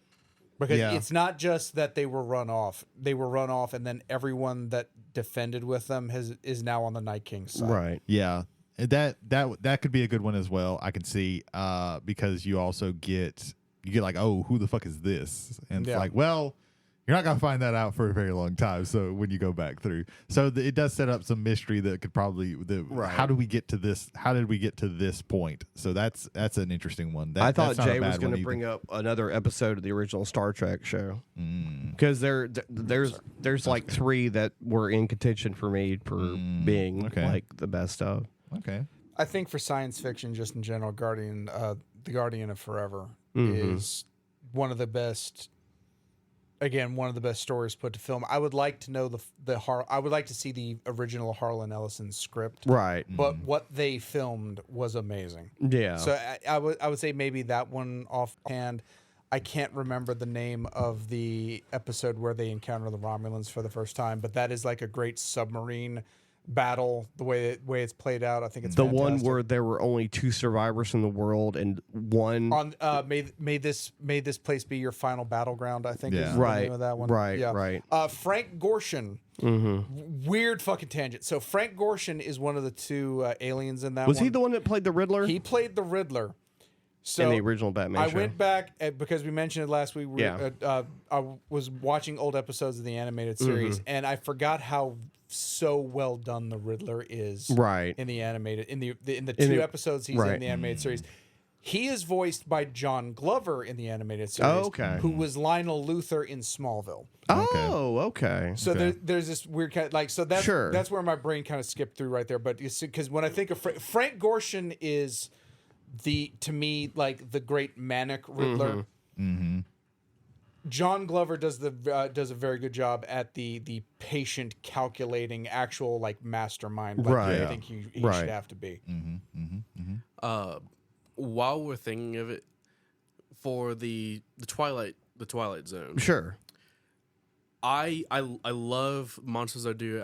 At Maple Street, but my absolute favorite is like hands down like Nightmare at 20,000 Feet. Yeah, you have that's a classic. Oh yeah, you have paranoia. You have everyone thinking you're absolutely batshit insane. Right. When you see something like there's a man on the wing of the plane, there can't be anyone there. You look, you see the monster, and specifically a gremlin because they were like he was in the war and they were ripping up the fucking planes and he's out there right now and I gotta take care of As it. far as favorite episodes, one of mine is the one where I think it's another Shatner, where him and his wife are waiting for their car to be fixed and they're in a diner and they put a nickel in a napkin dispenser that has like it'll tell you your fortune, and they're sitting every time that they get an answer, it's like we can't go, we have to stay here, and they become trapped by the idea of fear. Yeah, I remember that one. I think a good one that I would probably pick for Twilight Zone is To Serve Man. Yeah. That's another one. That's a really good one. Yeah. There was so the one I wanted to mention was actually it's sort of adjacent to what Jay briefly mentioned, and it's Night Gallery. And for mine, and I've already told Jay the story, like it's about the episode a little while ago when we were all like on the way back in the car. But it's an episode that was set in the 1800s, and it's set, and I think I want to say New Guinea. So this man is visiting a friend of his who's been married, but he hasn't met the wife yet. And they're like sort of rich to do people or whatever. I think the man is either an archaeologist or maybe a doctor or whatever. I can't remember exactly. But so he visits his friend, and he becomes enamored with his friend's wife. She's just gorgeous, like to the point where he can't think of anything else. And so he's in the bar one night because he's staying at their house. And they live in, like, this is very important. They live in, like, this is 1800s Papua New Guinea. They're living in, like, you know, like bamboo. You know, it's a house, but there's, like, openings everywhere. This is very important to the plot, to the hook of the story. And so he's talking to a friend of his at the bar that he met. And he's like, I've got to have this woman. I can't like live without thinking about this woman all the time. He goes, well, you know, I know a guy. Now, he doesn't speak very good English, but, you know, I've got a friend that speaks, you know, whatever the local language is. And what we can do is in the middle of the night, he can take an earwig, which is like a little insect. He can put that into her husband's ear, and it'll crawl into his brain cavity and drive him mad, and then you can have her. And he goes, that sounds like a great idea, and then gives him the money to go do it. However, there's a miscommunication because since there was the language barrier, he goes to the wrong window and puts the earwig in his ear. Oh. And so he wakes up and he's like, oh my God, this, you know, he can't handle it. It's like, you know, so they go send a specialist or whatever. And he confesses like because he's starting to go insane about why he did it. And she didn't want anything to do with him anyway. So, which makes it even worse. And so, you know, the crazy thing is the hook of it, you couldn't see this shit coming. So they're like, you know, the doctor's like, oh, there's nothing we can do. Like, it's in there. Like, it's going to burrow into your brain and kill you. But you're going to die from insanity first because it's going to be so excruciatingly painful. And like, it just so happens the bug crawls all the way through the canals and everything comes out the other side of his ear. Right. And so he's like, oh my God, thank God. And then, the husband and the wife are like, well, man, that's great, George, like, you know, or whatever his name is. Like, it's fantastic. You're going to be okay. And then the doctor, like, looks in his ear canal and he goes, I have some terrible news. It was a female and she laid eggs in your brain. Ooh. And that's how that episode ends. Yeah. That's a good one. It's a good one. That's a good one. One really quick that I want to mention is Doctor Who, Season 3, Episode 11, Blink. This is one of the rare, almost doctorless episodes. And it does what I think this newest version of Doctor Who does best. It plays with time a lot. It introduces, in this episode, the enemies of the Weeping Angels were never done better than this episode, right? Because it really and truly they worked best as just this is the only time we ever saw these right things, but they were so iconic that they kept putting them in the show and kind of watered them down every single time. But this is like the absolute perfect that these enemies have ever done, and it plays with time and causality and time loops in such an interesting way and makes you like really think about how that because Doctor works. Who has its own rules about time. Yeah. And that's why it works. It breaks that down like really interestingly. This also I think showed that like Stephen Moffat was best when he had somebody to kind of rein him in. But yeah, this is I think like this is the first episode of the new Doctor Who stuff that I ever watched, and it's because I had heard watch Blink. Blink is so good. Blink is excellent. Right. And I think it does a really good and it does horror. It really does. Good. It does. There are some times where Doctor Who will have horror, and I think this encapsulates that very perfectly. So yeah, that I wanted to get like really quickly. And it might be one that like everybody knows about, but like, and this one was kind of low hanging fruit, I think. But I think like it's a great. Well, like the rules of time in Doctor Who are like you can't go to fixed points in time, like big historical things that happen. You can go there right before or right after, but not during or whatever. And you can't visit the same space and time again. And there's certain fixed points that when you go there, you can't go anywhere else, and that's how the Weeping Angels kind of work. Well, yeah, the idea of an enemy that doesn't kill you, it just sends you back in time, and it feeds off of that potential life that you would have had. Right, is such an interesting idea. Also, the whole horror of when you're looking at them, they're just a statue, and when you look away, that's when things move. And again, they get watered down, but I think this is the perfect. This is as perfect as they will ever be. This episode freaked me out. Yeah. The first time I saw it, like that shit's creepy. Statues creepy anyway sometimes. Yeah. So this is the only episode of Doctor Who I've ever watched. That with a lot of people, I think that's how it is. But like, it's really perfect for the encapsulation of what the. It's a really what the good show self-contained story too. Yeah. And it shows a person who never comes. Sally Sparrow never comes back. Right. Probably because Carey Mulligan got too big and they couldn't get her. But that often happens. I think that has something to do with it. Yeah. But yeah. So I think that kind of wraps it up with it. Hopefully, we kind of maybe if you haven't watched these shows, maybe we've given you some ideas of what to do to get into these shows. So maybe you'll take this advice and run with it and watch these shows and then get into them. Maybe some of us will watch these episodes of stuff that we haven't seen that people at the table have talked about. Hey, if you want to, let us know. What's an episode of a show that you really like that you would show to get somebody in? You'll get extra points if you don't just say the first episode, because I think that leads to a little bit of you having to think, especially if it's a serialized show. That's when it's a lot harder. It can't be the second episode either. Yeah. When it's a you're allowed third episode. We'll give you third episode. That's okay.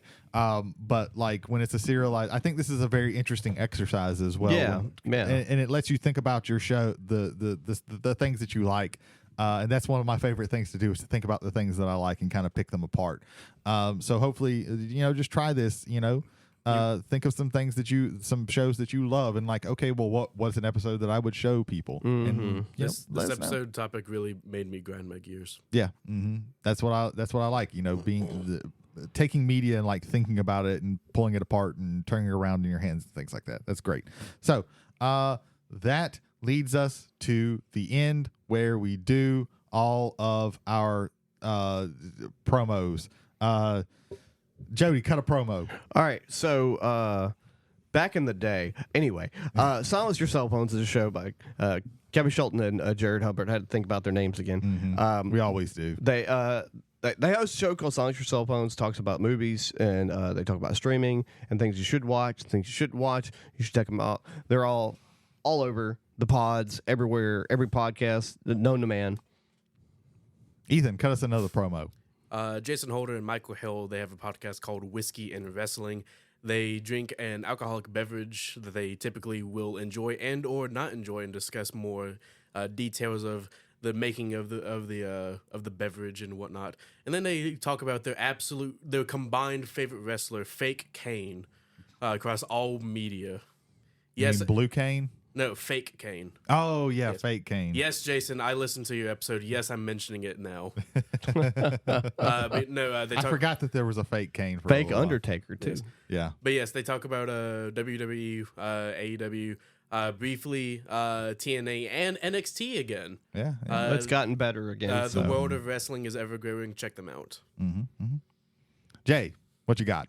First thing I want to be done is get that piece of crap out of my ring. Don't just get him out of the ring, get him out of the WWF, because that proves, son, without a shadow of a doubt, you ain't got what it takes anymore. What he needs to do is get in the back and get a cheap bottle of Thunderbird so he can find that courage he had in his prime. I'm sending a warning out to all the WWE superstars that they're all on the list, and that's Stone Cold's list. I'm fixing to run through all of them. Listen to Bearded Drums. Steven Nelson II and Jarrett Taylor will tell you about drums from Gears to Gigs, along with performances performed by Steven Nelson II, recorded on YouTube and all major podcasting platforms. And if you're wondering why I didn't say the two big lines, is because I don't want to get sued. Ethan, give us the other one that you always do. The Completed Podcast, a Magic the Gathering centered podcast hosted by Christopher Vega, Brendan Scott Tanner, and Brandon Smith. They talk about the various forms of competitive Magic, the different... Boy, your brain just shut right the fuck off. the circle spinning, the spinning circle, just Wow. like hit Different him. formats. Different formats. Modern standard. Man. Pioneer. Straight up dissociation. They It's have been a long- Loading. It's been a long time since I've seen somebody just completely. It's like a parakeet in the mind. Jesus. They have interviews with professional Magic the Gathering players, with Brandon Scott Tanner being a former pro player. Check them out. The Completed Podcast. Human buffering. That was amazing.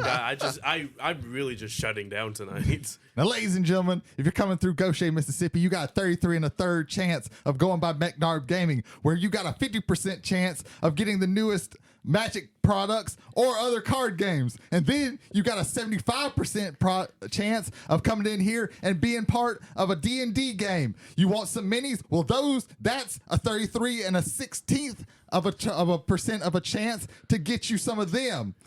So, ladies and gentlemen, if you want any of that, if that math adds up, don't put that in a calculator. It will explode. Come on down to McNarb Gaming, where they got all your gaming needs. I love that. God, That's great. I love That's great. Steiner math. That's Ah, a great. man. That's great. That promo. is the greatest promo of all That's time. also the great. That's also the greatest like gimmick to sell T-shirts by Wrestle Talk. Also, don't throw rocks at a man with a machine gun. And just when you think you have all the answers, I change the questions. Fearology has a show. Is a show Fearology owns a podcast. where I don't talk. Virology. Okay. Where I don't talk about Roddy Piper promos. My favorite wrestler of all time. I You talk could about if horror. you'd review Hell Comes to Frogtown. I could, and They Live. I guess I could They do Live an is episode about technically Roddy horror, Piper. Okay, that's my next episode. Roddy Piper, horror movies and sci-fi. There you go. I think he was in a couple more things too, but I think Hell Comes to Frogtown is on Amazon Prime. it probably is. I think I could go by memory on that one because that movie's not. It's not good. They made a sequel to that. Yeah. I don't think Roddy was in the second one. No. But yeah. It's on Tubi. on Yeah, of Tubi. course it is. Tubi, that's where it's. When I was looking Yeah. through Tubi the other day, that's where I saw it. Tubi has over 1,000 anime titles. Yeah, yeah. Yes, Spirology is on one platform, Spotify. Check it out. All right. There ain't more. I can't remember. I'm I not think good I at that's don't this. it. believe so. I think we've. I think think we've that's promoted it. out I think right now. I think we're good. We got our promos out. We got our TV time, and now we're pulling into the station.